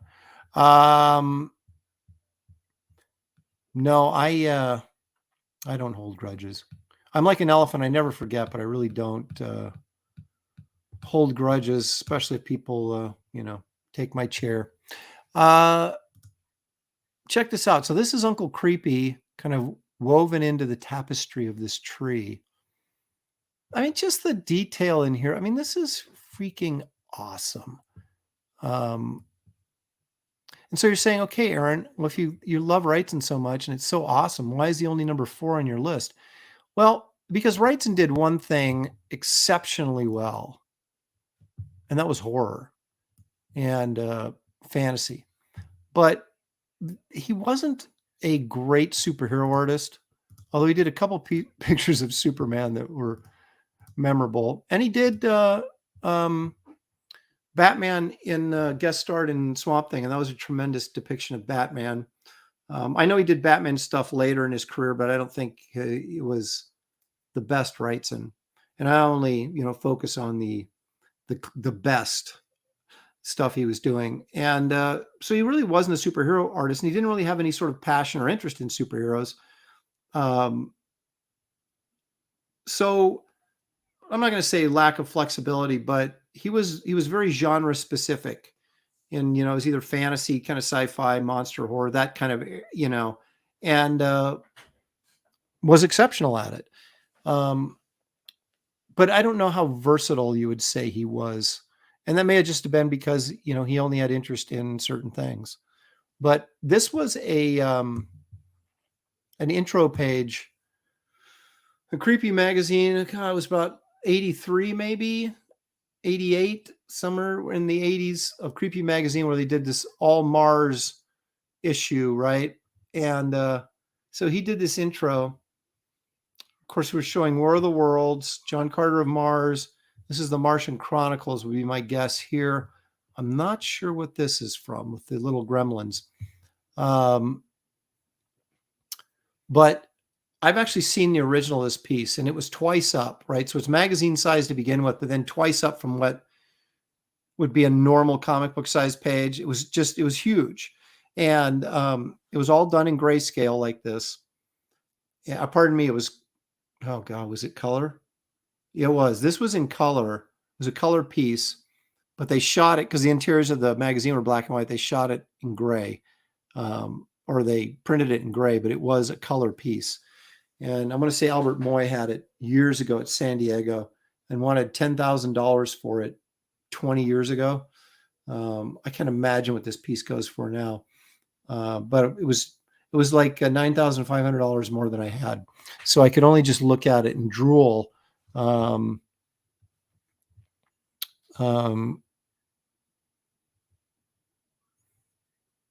these are really prime examples of why I consider Wrightson an illustrator working in comics as opposed to a cartoonist or a comic book artist. So he's at my number 4. Number 3, where unfortunately, I don't have I need like one of those wrestling babes, right, to walk around with the ring cards with number 3. You guys would love that, wouldn't you? This is a name you guys have seen before. and I'm not, giving away anything, but you might be seeing him in another list or two before I'm done. Neil Adams. Now, Neil was a guy that was incredibly flexible in terms of subject matter. And he had vast experience in commercial art as well as comic books, and that may have had a lot to do with it. When you've worked in commercial art, you basically have drawn everything from, Vicks Vapor Rub ads to adult diapers to beer commercials to, I experienced that, even the adult diapers. I experienced that in, not personally, but just as an artist, drawing ads for adult diapers in commercial art.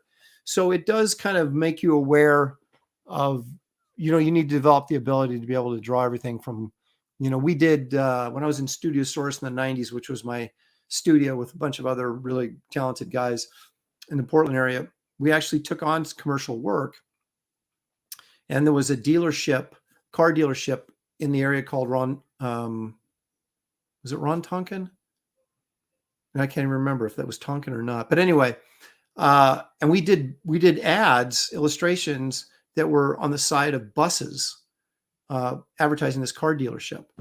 And so we had to draw cars, and a bunch of us worked on those. And that's what commercial art does. It just kind of trains you and forces you to get outside of this kind of superhero genre that you can get hyper focused on as a comic book artist. Well, Paul, you're going to find out. So Neil was a guy that might have ranked higher on this list, except I never really I always felt like Neil was so good. He was so talented that he never put a great deal of time into what he was doing. I think he treated everything, and I don't know this personally. I never talked to him about it. The only lengthy conversation I had with Neil Adams was when he was lecturing me about not charging for my autograph. But that's another story. So, but I always got the feeling that, he was a guy you could count on to get the job done, and, commercial art background, that he never put more effort into it than he needed to, was kind of my feeling. Now that may be heresy, I don't know, but I always felt like if he had spent the amount of time that some of these other guys did on their pages, we might have seen stuff that, we would never, have seen the like of again. But even just this stuff he did here for the Avengers or X-Men or Batman or whatever is great. And, he always had the dynamics of a superhero artist, as you can tell on these Avenger splash page there, but this sort of original thinking, and this is why he made the storytellers list last week. Look at that shot. Look at the angle on Thor. We're shooting past all these guys, and they're looking back and turning, and he's got Thor bent down in a way that, even though he's closest in the foreground and it's a low angle shot, we're still getting his head and most of his body in the shot. It's just a tremendous concept design for this page, but also just the illustrative quality. It's really well drawn. There's, the line work, the shading. It just really felt different than what everybody else was doing. Again, just like Wrightson, just like Barry Smith, you looked at it and went, nobody else is doing stuff like this. And Neil, of course, could do barbarians. If you ever saw his Tarzan book covers, his painted Tarzan book covers that he did, or he had Continuity Studios, which is essentially a commercial art studio. So he was always doing ads and different things as well. He did stuff for House of Mystery. So no genre was beyond Neil, and that's why he's above Bernie and Barry Smith, simply because of his flexibility and, his inherent drawing ability. You should have seen some of the samples this guy was turning in at 16 to get work. It's just freaking unbelievable how talented he was. So, and I wanted to also show this page as well, because I made the comment, I think, yesterday on Comic Art Combo that I think this might be Neil's best work, is in Superman versus Muhammad Ali. And you look at the Ali face, especially the one down on the bottom two panels there, and how good those faces are. That's not comic book art, that's illustration, and it's illustration in comic book format. So, Paul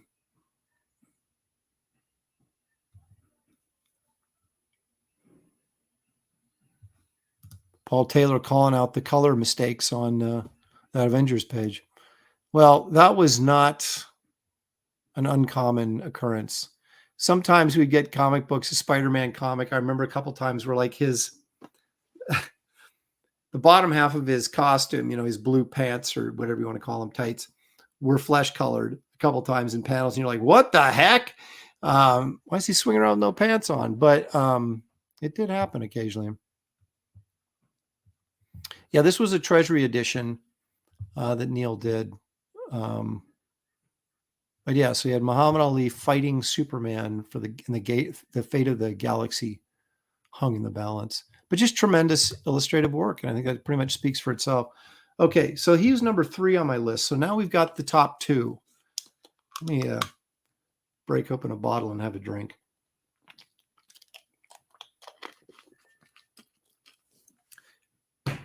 Now, I don't think anybody can argue with me on these, but they probably could. But let's take a look. A guy who's really modern. But I think next to Frank Frazetta probably has the greatest natural drawing ability of anybody I've ever seen in my life. Yeah, we're talking about the great Adam Hughes. Now, of course, Adam's most of his focus has been on, the superhero genre to a certain extent. He hasn't done obviously a ton of interior work over his career. He's done, mostly covers. But he's clearly an illustrator, and he's clearly extremely good at it. His figure work is just his faces. The face is everything in art. His faces are so good and so expressive.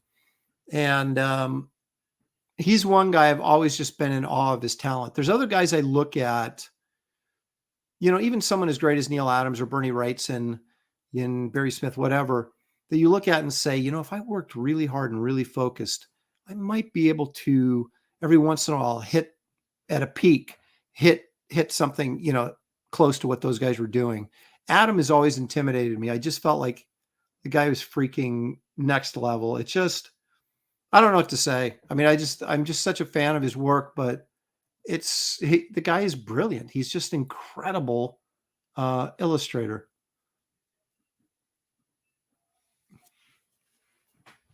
And just look at what he did here with the how he gets that sheen just using black placement and some soft feathering on these jackets and the folds and everything.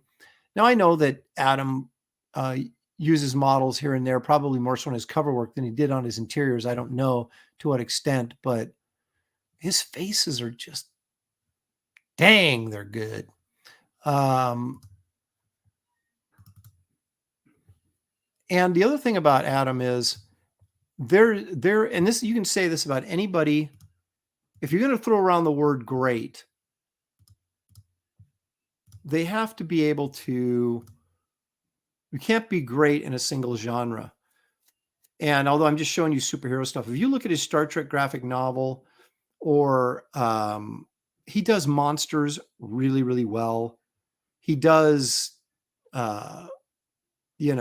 sci-fi, he does horror, he does superhero, he does just regular slice of life stuff. Like if you saw his, the stuff he did for Archie comics, his Betty and Veronica series. And he may be the best colorist in the industry as well. He's just a tremendous artist. He's a tremendous illustrator. And, even when he was younger and just kind of finding his way on like Justice League, the stuff was great. You know, it's kind of like early Dale Keown. Early Dale Keown, when he's finding himself, was still great. You know, but yeah, I can't. In the modern era, I can't think of anybody that can touch this guy. Yeah, leg kick is right. You no wonder you don't mind getting him confused with you. That's right. I mean, if someone looks over my shoulder and says, "Oh my gosh, you're Adam Hughes," that's a compliment. So also it shows that they're not all that perceptive, but still, I'll take it. I'm just, yeah. I mean, there's very few guys I'll buy anything they do. I'll buy anything Adam does.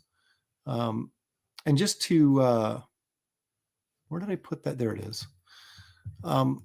This is interesting because this is one of his more recent stories within probably the last 5 years. And I remember him, this is for Hellboy, it's a Christmas story with Hellboy, and that's the Krampus back there, showing you, his work on Hellboy shows you how good at horror he is. So like I said, there's no genre that he can't excel in. And this, I believe he inked with a marker, because I remember talking to him, and pre-pandemic, so 5 years ago now. Last time I was at San Diego, talking about how his eyes are going bad, and so he does, he inks more boldly. He doesn't use the same, like the brush tools and everything he used to use, and it still looks freaking unbelievable. So just the use of light and shadow here. He just has what can you say? The guy, look at those hands. Are you kidding me? Again, black placement here to create volume, and on Hellboy's face. If you haven't picked this up, you really should. It was a couple years ago now, but I can't remember what the name of the book was. I bet Marcus Killigrew knows.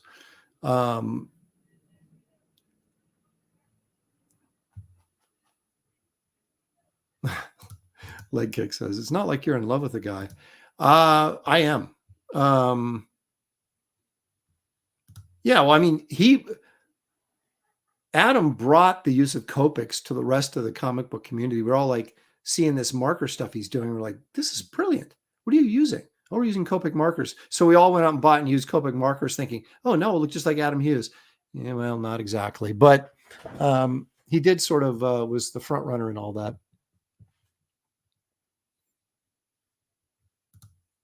Look at that. Adam Hughes had an unfinished page from that book. I watched him pencil a panel in at MegaCon. No models. Well, no, I'm not saying that I'm sure he didn't use models for, panel stuff, but like on his covers and stuff, I know like some of his Catwoman, he had models because he had a Catwoman suit, I believe, so you could get the lighting and stuff on it. But anyway, just, I don't know. What can I say? And he's number 2. So who's number 1? Drum roll, please. So right now you'd have this big number 1 coming up on the screen. And I actually did my top 10 movies of all time once. I didn't understand YouTube at the time. I did it like, I don't know, was it 2 years ago now? And I was playing the trailers for each one of the movies. And they shut my YouTube. They canceled it. What do they call it? They flagged it and canceled the signal for whatever they do for a minute. Then it comes back on twice because I kept showing these full-length trailers for these movies. But I did have like number 10, number 9, number 8, and I did the whole spiel with it. So I guess I should go back to that and do that again for this next time for sure. All right, here it is. Some of you are guessing who's going to be number 1. Now, I think you guys probably have figured it out. Who could possibly be left but the man himself, Frank Frazetta.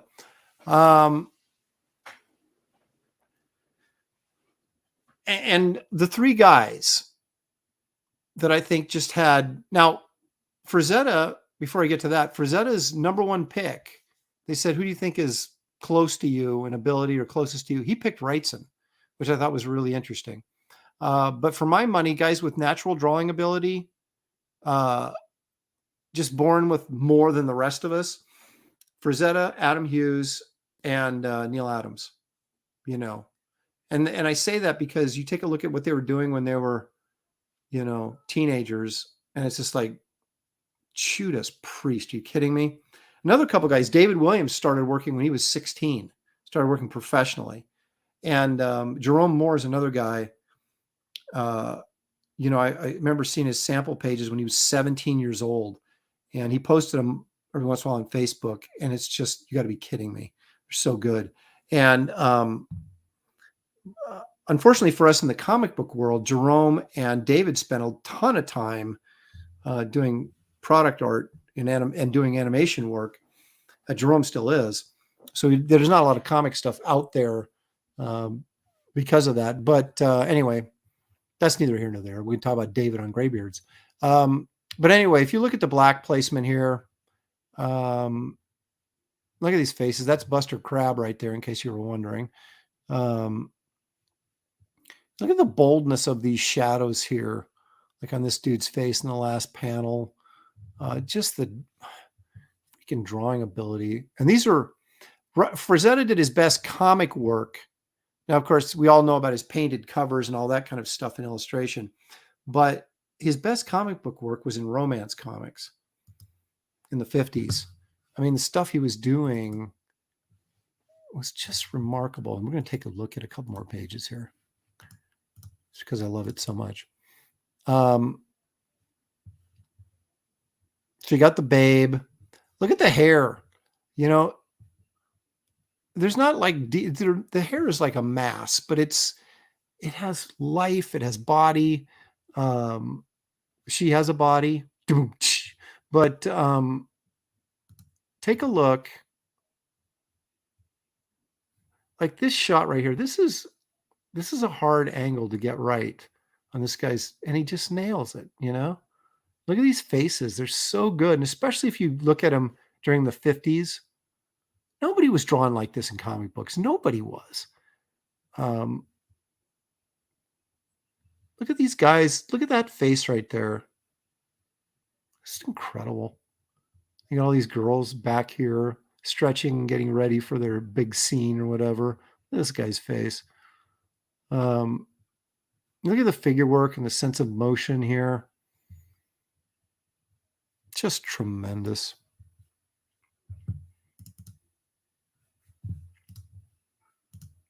Now, if you're interested, there's a book that I think Russ Cochran put out called what was it called? It was of Untamed Love, and it was a larger format book of some of the best of Frazetta's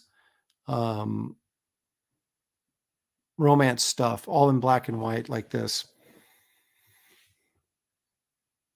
I think it came out in the 70s. So it's a collectible, so it's probably over $100. But if you can find one, I'd highly recommend it if you got the money to.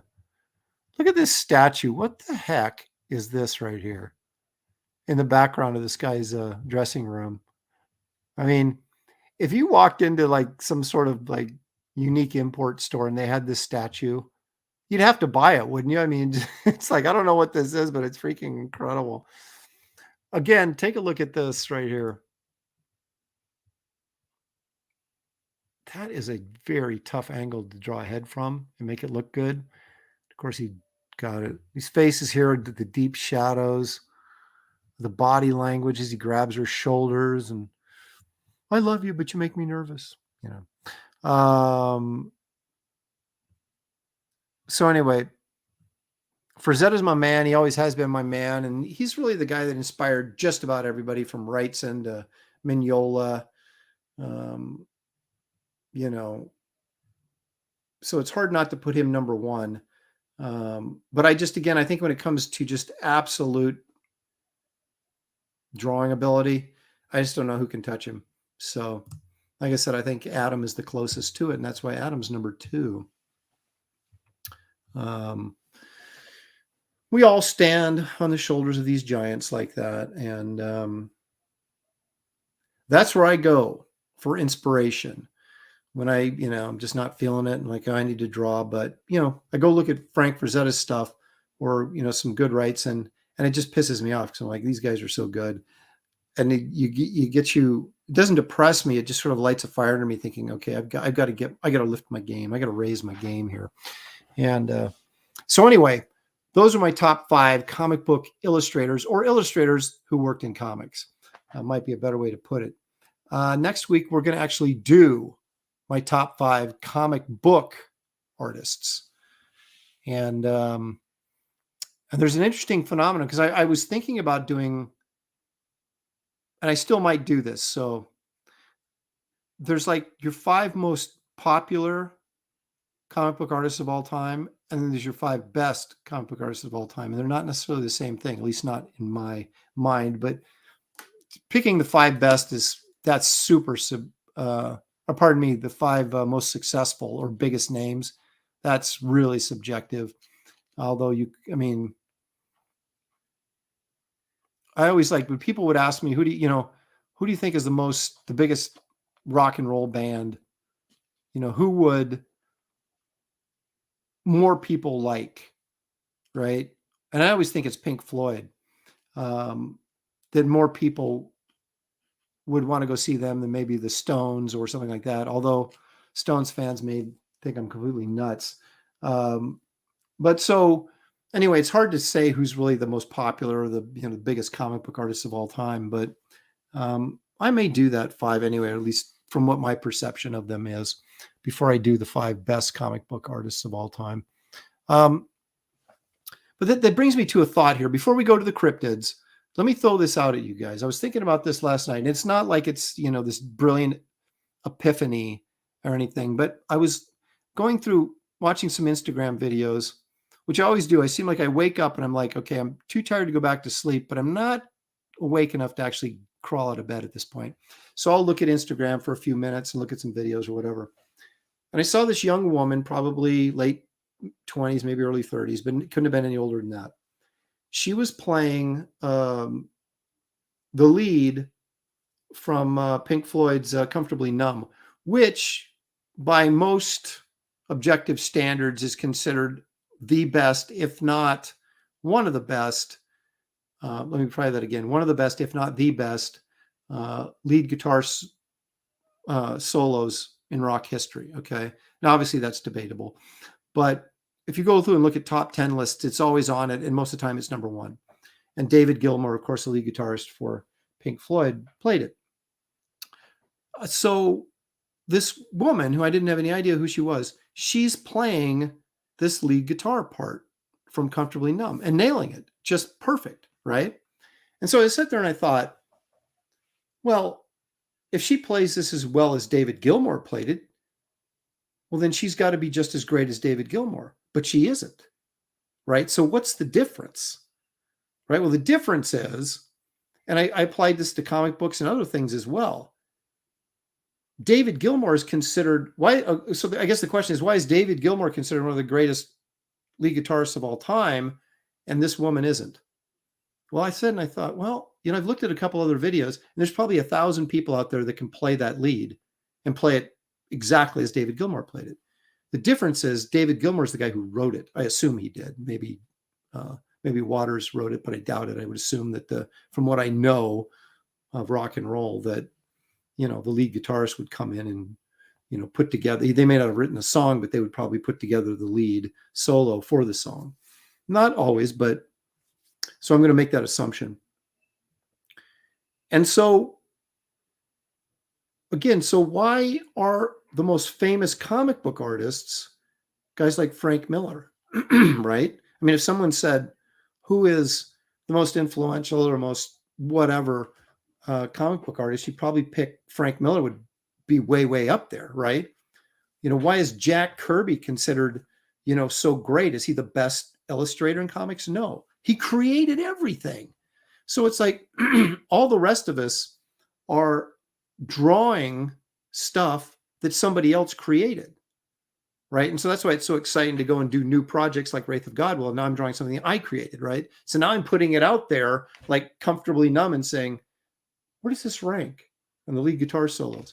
But we've got all these guys who are focused on their skill, the craft of drawing, and trying to, but what are they doing? They're drawing Batman. They're drawing the Fantastic Four, whom Kirby created. They're drawing Spider-Man, but they're drawing him really well. But Ditko created Spider-Man. You know, give Stan Lee his credit, however it works in there. But in terms of artists visualizing the characters, they were the guys who created the visual look of these. So they were the lead guitarist who wrote that solo. So to really be considered great and memorable, don't you have to be the person that created it? Because anybody else can come along and copy it. For, you know, Batman will be copied to death by a lot of really talented artists. You know, but they'll never be held in the same esteem as, well, I don't know if we can throw Bob Kane in there as an artist, but, you know, maybe someone is like Neil Adams, who really sort of helped define the modern look of Batman. But even then, he didn't create it, right? But Kirby's probably the best example. I mean, no one's going to get the credit for the Fantastic Four that Kirby will always be given. Even if someone came along and drew them technically better than Kirby did, he still created them, you know, and that's got to be the weight that separates these people, don't you think? I mean, that's why this girl on YouTube who played this incredible lead guitar riff, but she didn't write it, she didn't create it, she's simply copying what David Gilmour did.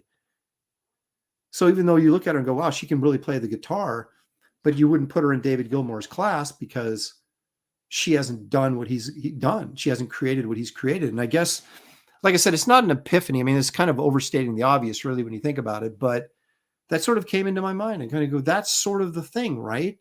Is create your own stuff and then see where it stands, you know, in history of whatever you're doing. But you can only reach a certain height when you're just recreating something that someone else recreated or originally created and saying, well, I'm trying to do it better. Well, you're never going to be better than the original, the master, right? Because you'll never be the person that came up with the concept. And that has to have a lot of value when we're making those decisions on, you know, who's the greatest, or, you know. So anyway, I thought, you know, whatever. I guess I just bring that up simply to say that I think, you know, getting to a point now in my career where I'm creating my own stuff as opposed to just spending my entire life drawing somebody else's stuff, gives me an opportunity to leave a mark, hopefully a positive one, not a negative one, but you run that risk, right? But anyway, something, food for thought. Anyway. Elongated Musket says, this is why Aaron will do my comic. He's a believer. There you go. Stan was forced. He really was. And, you know, Kirby showed that even without Stan Lee, and again, there's the argument goes back and forth about who contributed how much and everything. Kirby went and did it for DC.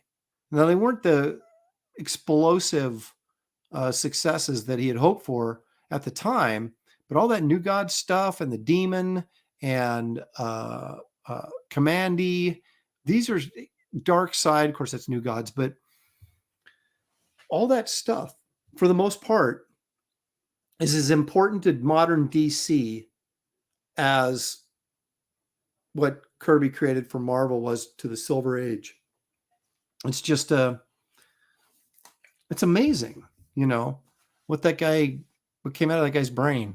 You know, it just is. Sequential treasure. I'm amazed you didn't have Byrne in any of these lists yet. Well, you know, there's still lists to go. We shall see. Again, I've broken him down. I don't think Byrne is an exceptional storyteller, and I don't think he's an exceptional illustrator. So that's why he didn't make these 2 top 5 lists. But is he an exceptional comic book artist? We'll see what I have to say next week on that. That's true. How can you truly love drawing someone else's crap? Well, you know, the funny thing is you get drugged, right? I mean, not literally, but figuratively. Growing up reading comics, and you're like, Spider-Man is my favorite. I want to draw Spider-Man. I just, you know, that's my dream come true. Then you get to draw Spider-Man and it's really cool, but then it becomes a job and you do it for years, and, you know, and then you get so caught up in being a part of this industry that was so important to you as a kid that it's hard to let go of. But then you end up outside of it, like I am now. And then maybe part of my attitude has to do with, what's going on in the industry in terms of subject matter and how they're treating the characters and stuff. But doing my own thing now, it's kind of like, what was I thinking? Why did I wait so long to do this? Well, probably because there wasn't the opportunity with crowdfunding that there is now. But you just sit there and go, this is way more satisfying than drawing Spider-Man ever was. And you step back and you take a look at it and you realize that Marvel and DC, or, I don't even like to use Marvel and DC anymore because they're owned by bigger corporations, and that's why they are what they are right now, I think. But they don't, you don't mean anything to them. They'll just find another guy who can draw Spider-Man, find another guy who can draw Batman. And that's what they always did. In fact, they were, when I was in good standing in the industry, over at DC, it was like they didn't want anybody on a book over 2 years because they didn't want the character to become associated with that artist.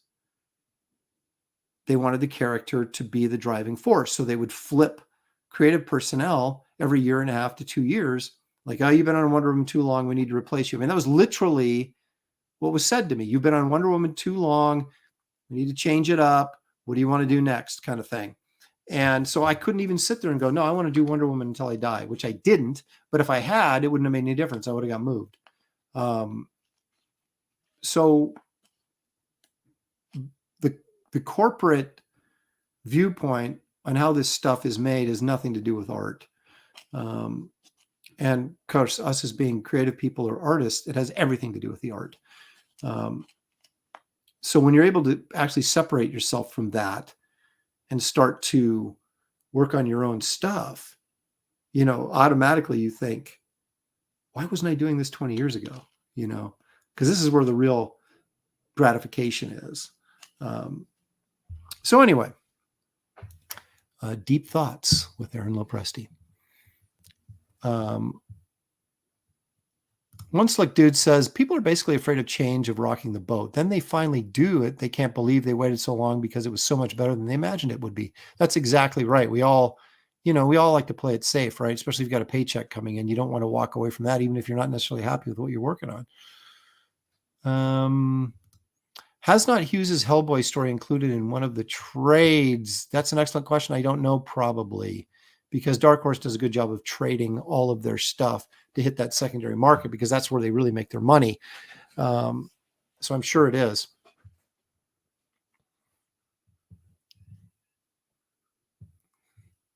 All righty, guys. The moment you've been waiting for. Wow, we're 2.5 hours in. This may be the longest show I've ever done, but I'm not leaving without taking a look at this week's Cryptid videos.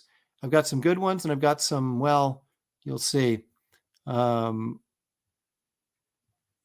There you go, Hyper Potato, and that's in exactly the right order. Sundays are for worship, Lopresti live streams, and I'm going to say Canon, because we don't speak of Atari Force on this channel. Okay, so that means it's time for, yes, you know what I'm going to do before we do the cryptids? Let's do Precious Moments, because I have a few things to say about this as well. This is our Precious Moments from yesteryear for this week. If I can find it as I'm stalling around here. What did I do with it? It should be right there. It is. Okay, here we go.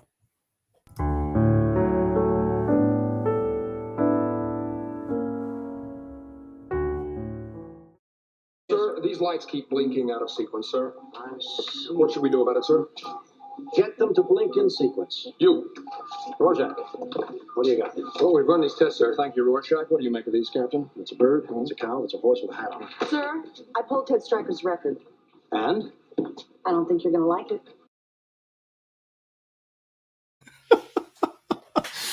Oh, yeah, baby.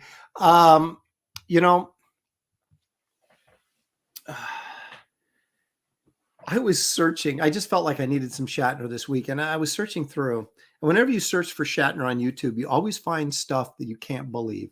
And one of them was a movie in 1968 he did called White Comanche.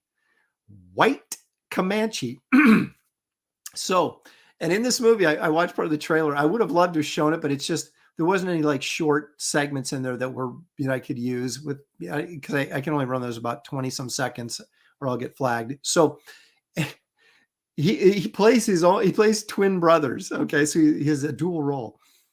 He kind of plays this cowboy, tough guy, and then he's the brother of this guy, and they're like both apparently half Comanche and half white.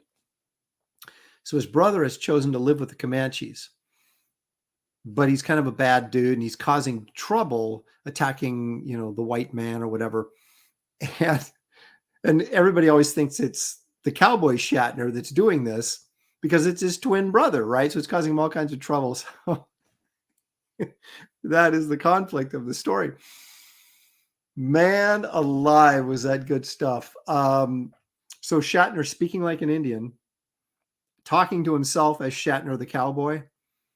Man, you guys go look it up on YouTube. You won't regret it. That's called White Comanche from 1968. Starring our good friend, Bill Shatner. Hey, there's Comic Kelsey in the crowd. Good to see a comic. Look at it. He says right here, he says, Kelsey says, I Shatner at least once a day. Oh, what are you talking about? I don't get it. Yeah, that was one of my least favorite episodes. Miramani. No, don't get me started on Star Trek. But anyway, now it's time. And it's perfect that Kelsey showed up right at this because he's perfect for this.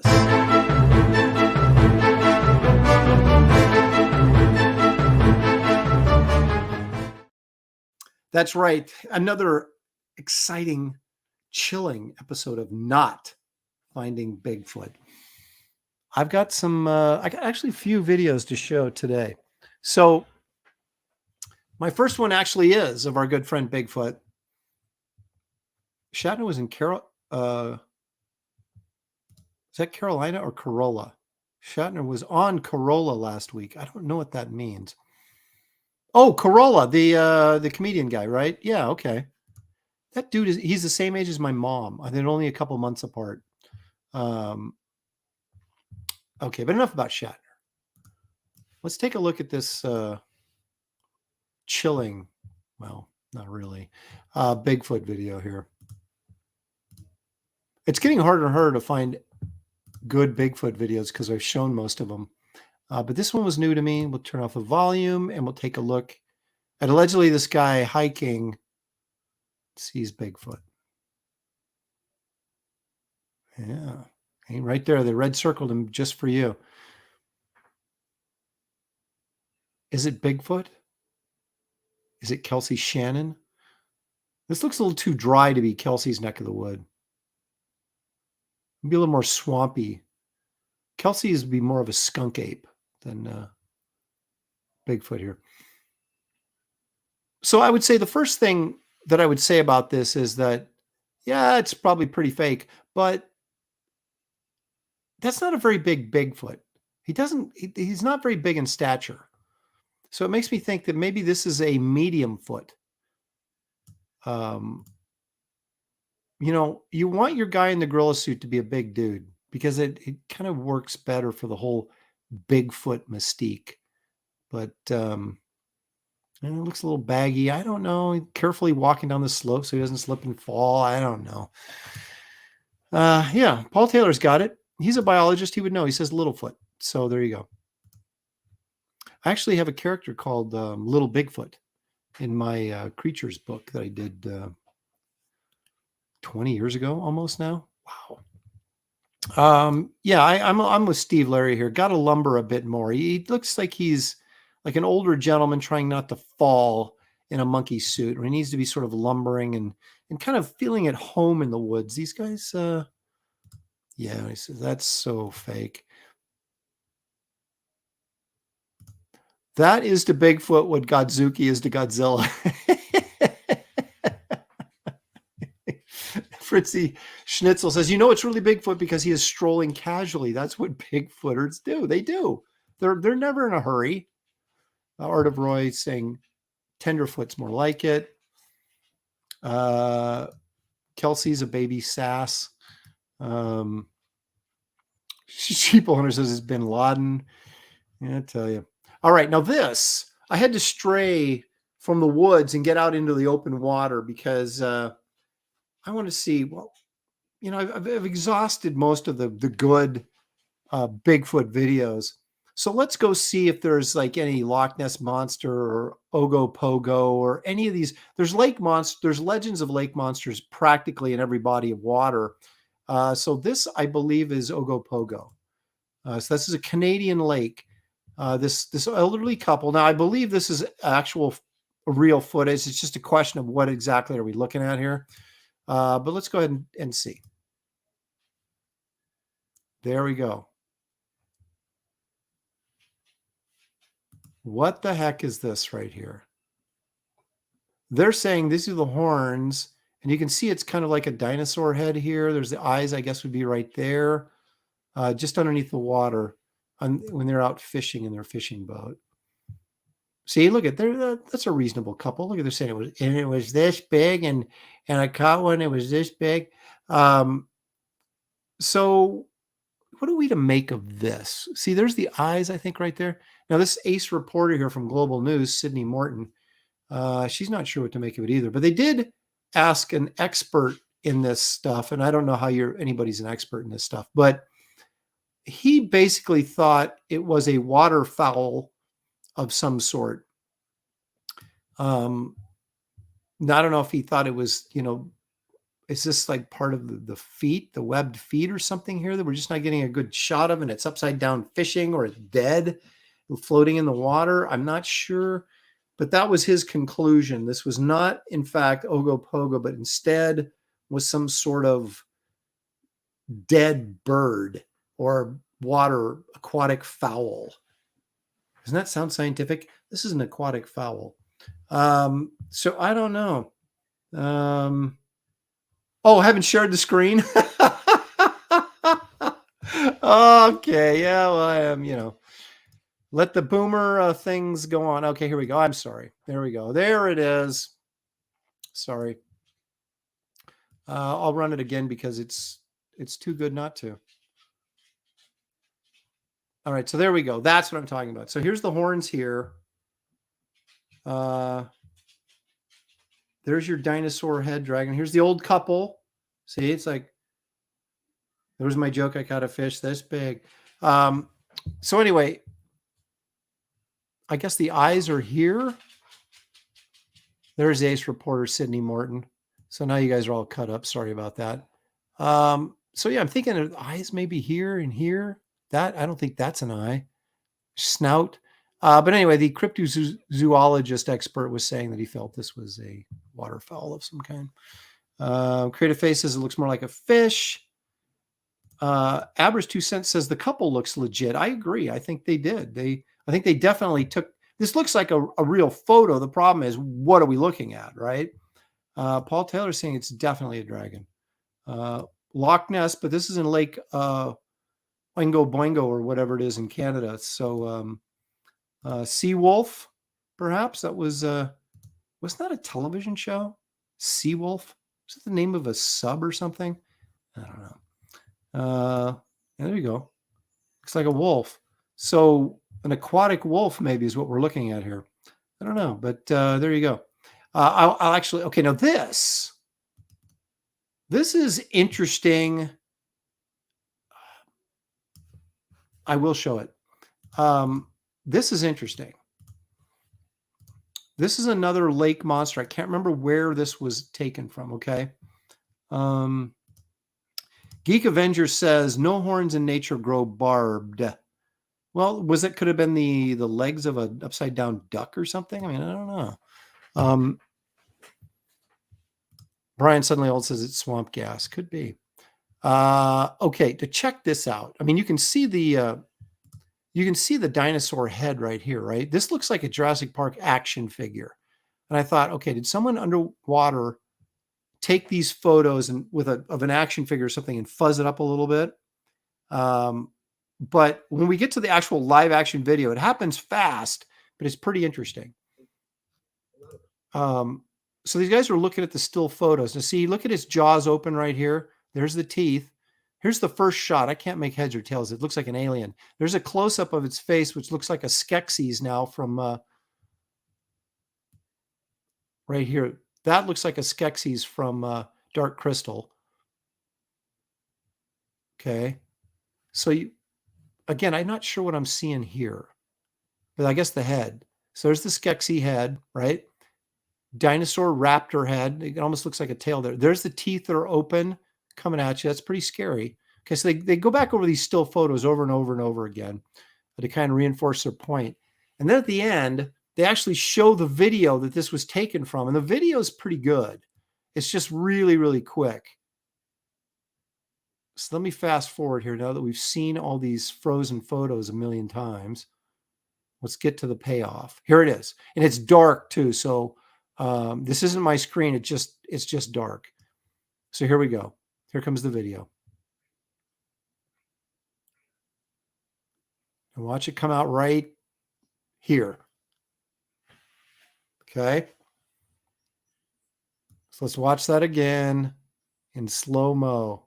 So it's dark right there. Whatever this is, like a rock or something sticking out here, right here. And then here it comes right there. Boom. And allegedly attacks the person. So I wonder, is this an eel maybe? I mean, because it definitely looks like it's actually something. It doesn't look like a fake video.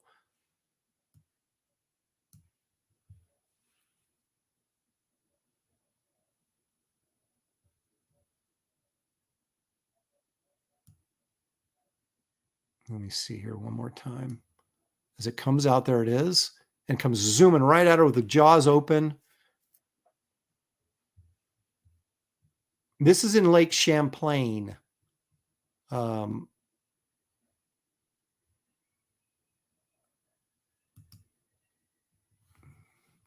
Oops. Having technical difficulties. Hang on a second here. There we go.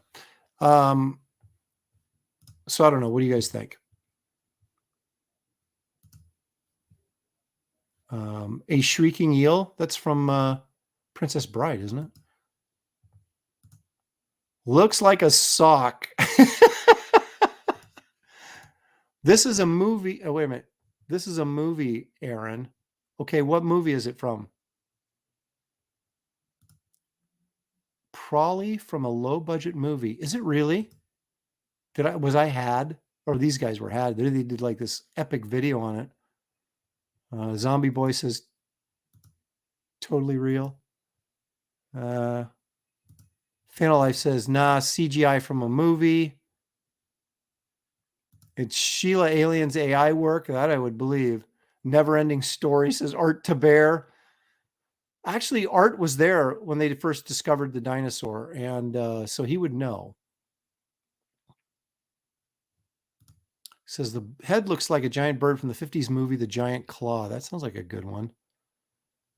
Looks like a baby Blaine whale, a China spy dragon, underwater tater cam.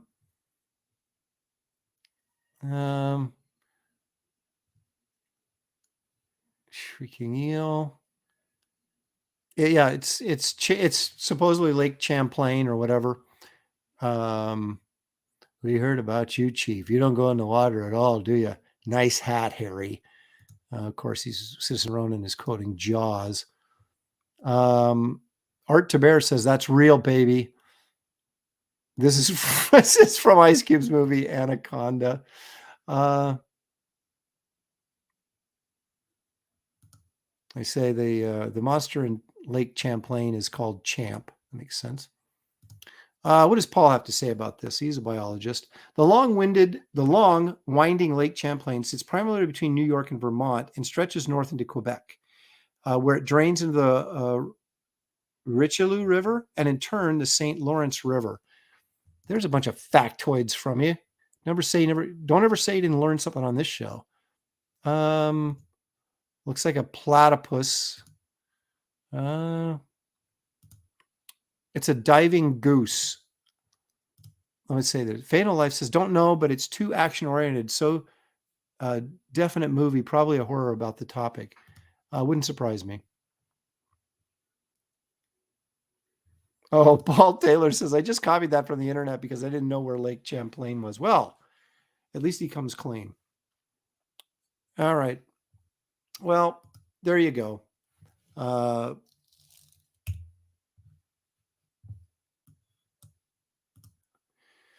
I thought it was interesting. So this one I find interesting as well. This is another. Now, this is definitely real. It's just I don't know what it is. But maybe you guys can tell me. All right. Something in the water going by this guy's boat. There it is. So he follows it. You're getting a little bit of the body there. Look at that head. What is going on? Is that the head right there? What is that? Right there. What is that? Right there. What is that? Like right there. Although those are the eyes?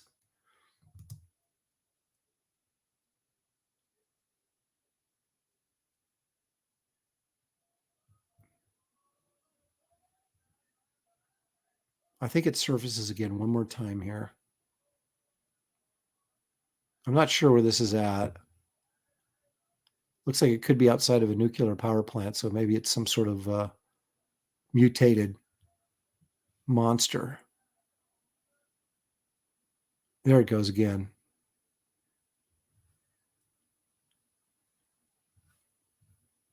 Okay, so let's look at that shot of the head again.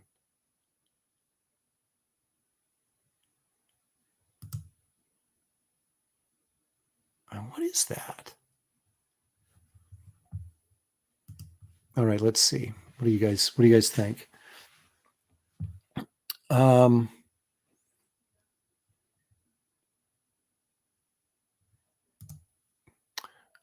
Liam the Fourth says, it's in my backyard. I'll confirm tomorrow. I'll be waiting to hear from you.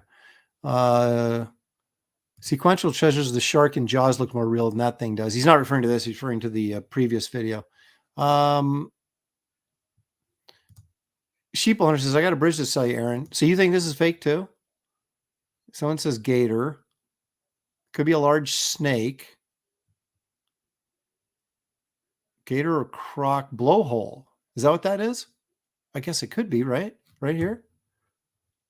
So this could be a whale or something. Little Mermaid might be onto something. I think we're onto something now. Grey Wolf saying it's a seal. Okay. I'd buy that. You go, that's a blowhole. It's a killer whale. Yeah, but where's his big fin? Wouldn't his big fin be sticking out? St. Elizabeth, New Jersey. Okay. Wally Gator.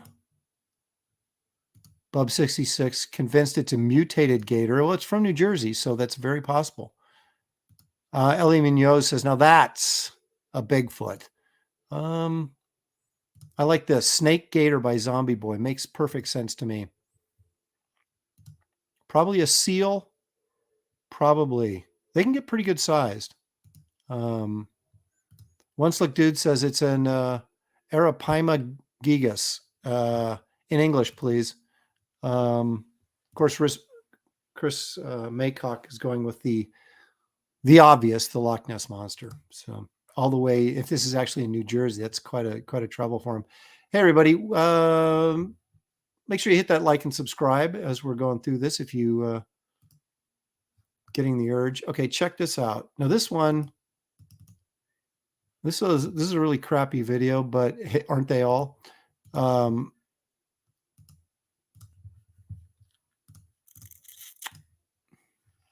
you ready?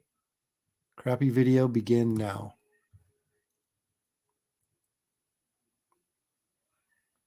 Of course, they're running over the same 2-second bit, but they're saying this is some sort of dinosaur.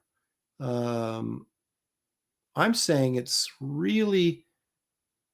either Thanksgiving and they just skinned a ostrich, or this is completely fake. But look at the blur in here, man. Do you have to pay extra for that when they're developing your film?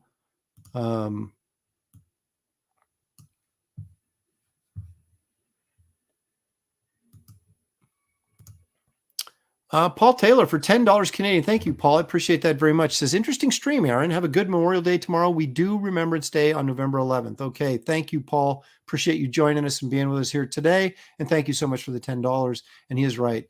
Let's always remember the importance of Memorial Day for sure. It's an emu with mange.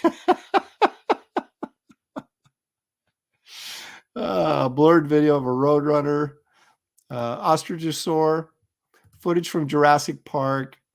Duck Bacon wants to know what's with all these Kelsey videos. A naked chicken, that's a good one. Modified ostrich. What are we talking about here, One Slick Dude? He says they're among the world's largest freshwater fish, reaching as much as 3 meters. That's 9. Are we talking about catfish? What are we talking about? What did I miss? Oh, I see. I asked him what the Arapema gigas was, and he says it is among the world's largest freshwater fish. Well, there you go. Could be another answer right there.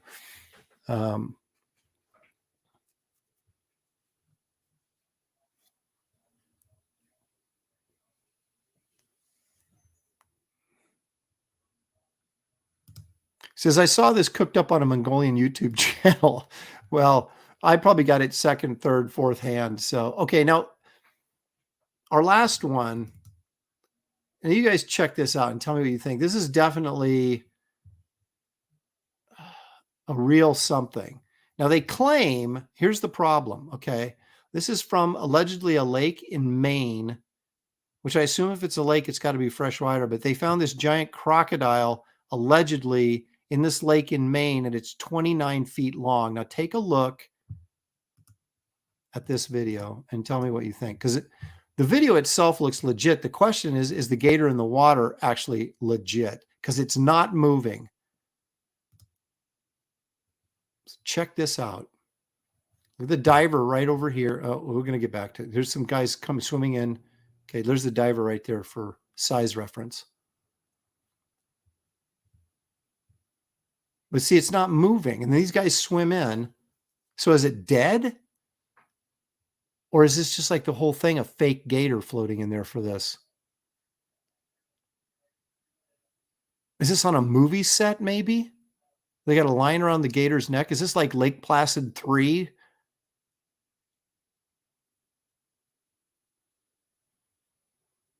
Because that thing is not moving, so it makes me think it's not alive or real. But it's definitely big. But there's no way a crocodile could survive in a freshwater lake.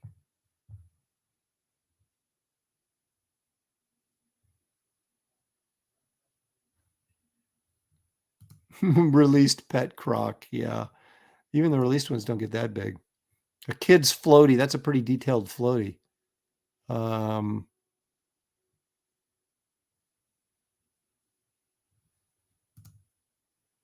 So crocs are freshwater. There's saltwater crocodiles and there's freshwater crocodiles, which you're telling me, Creative Faye? Okay. That's my question. How did a croc get to Maine? And at 29 feet long, it'd have to be incredibly old and have eaten a lot.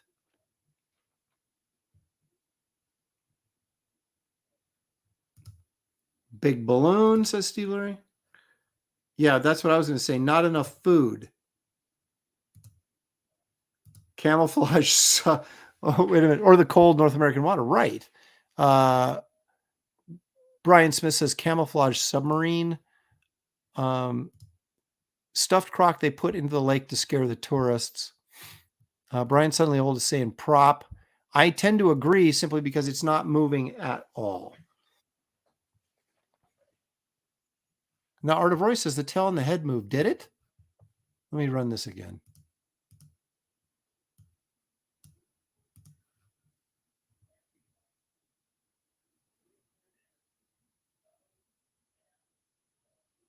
Look at the legs aren't moving.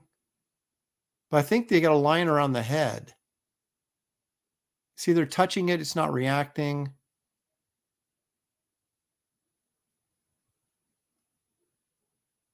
See, they got a line around. Makes me think that this is for a movie, right? That's a pretty good looking croc, though. I mean, yeah, I guess it's moving a little bit. The tail's moving. Oh, yeah, there it is moving there. But is that someone pulling a wire on it? Its head and tail are moving right here. Wow. I don't know. But the fact that this is allegedly a 29-foot gator makes me think, where's the big news story? You know, why is it on Instagram that I'm seeing this video? I mean, it's clearly a real video. But the question is this like a movie shoot or something for Lake Placid 3 or 4 or whatever? One slick dude's going animatronics. They are rarer than alligators, but there are crocodiles in the U.S. plus the cold water, cold shock. Could cold shock its system. But how did it get in there? Maybe he's just a heavy sleeper. Cicerona's going, yeah, it's a movie prop. That's what I was saying. Those divers would be food if it was real. I don't know how you'd swim up to that thing and not expect to get eaten. So it's got to be a movie prop. Yeah, there's a real footage of a huge gator crossing a golf course. I know, but it's not 29 feet long. It's those are like, gators don't get any bigger than 16 feet is like or 13 feet is like the biggest they get. Yeah, that's what I was thinking. Those, pardon me right here. Those divers are probably tech guys. That's kind of what I was thinking as well. So anyway, maybe it's tranquilized, says Steve Larry. I'm going to have to dig on this and see what I come up with and see if there's actually any more information on this. But there you go, guys. That's what I've got for our interesting cryptid videos for this week. What a show. My goodness. I rarely go this long, but we had Creators Corner. We had an hour for the, the guys in the campaign. So I just want to remind everybody of those campaigns. We had Six Gun Gorilla. We had Immortal Rising. And then, of course, we had Outlaw.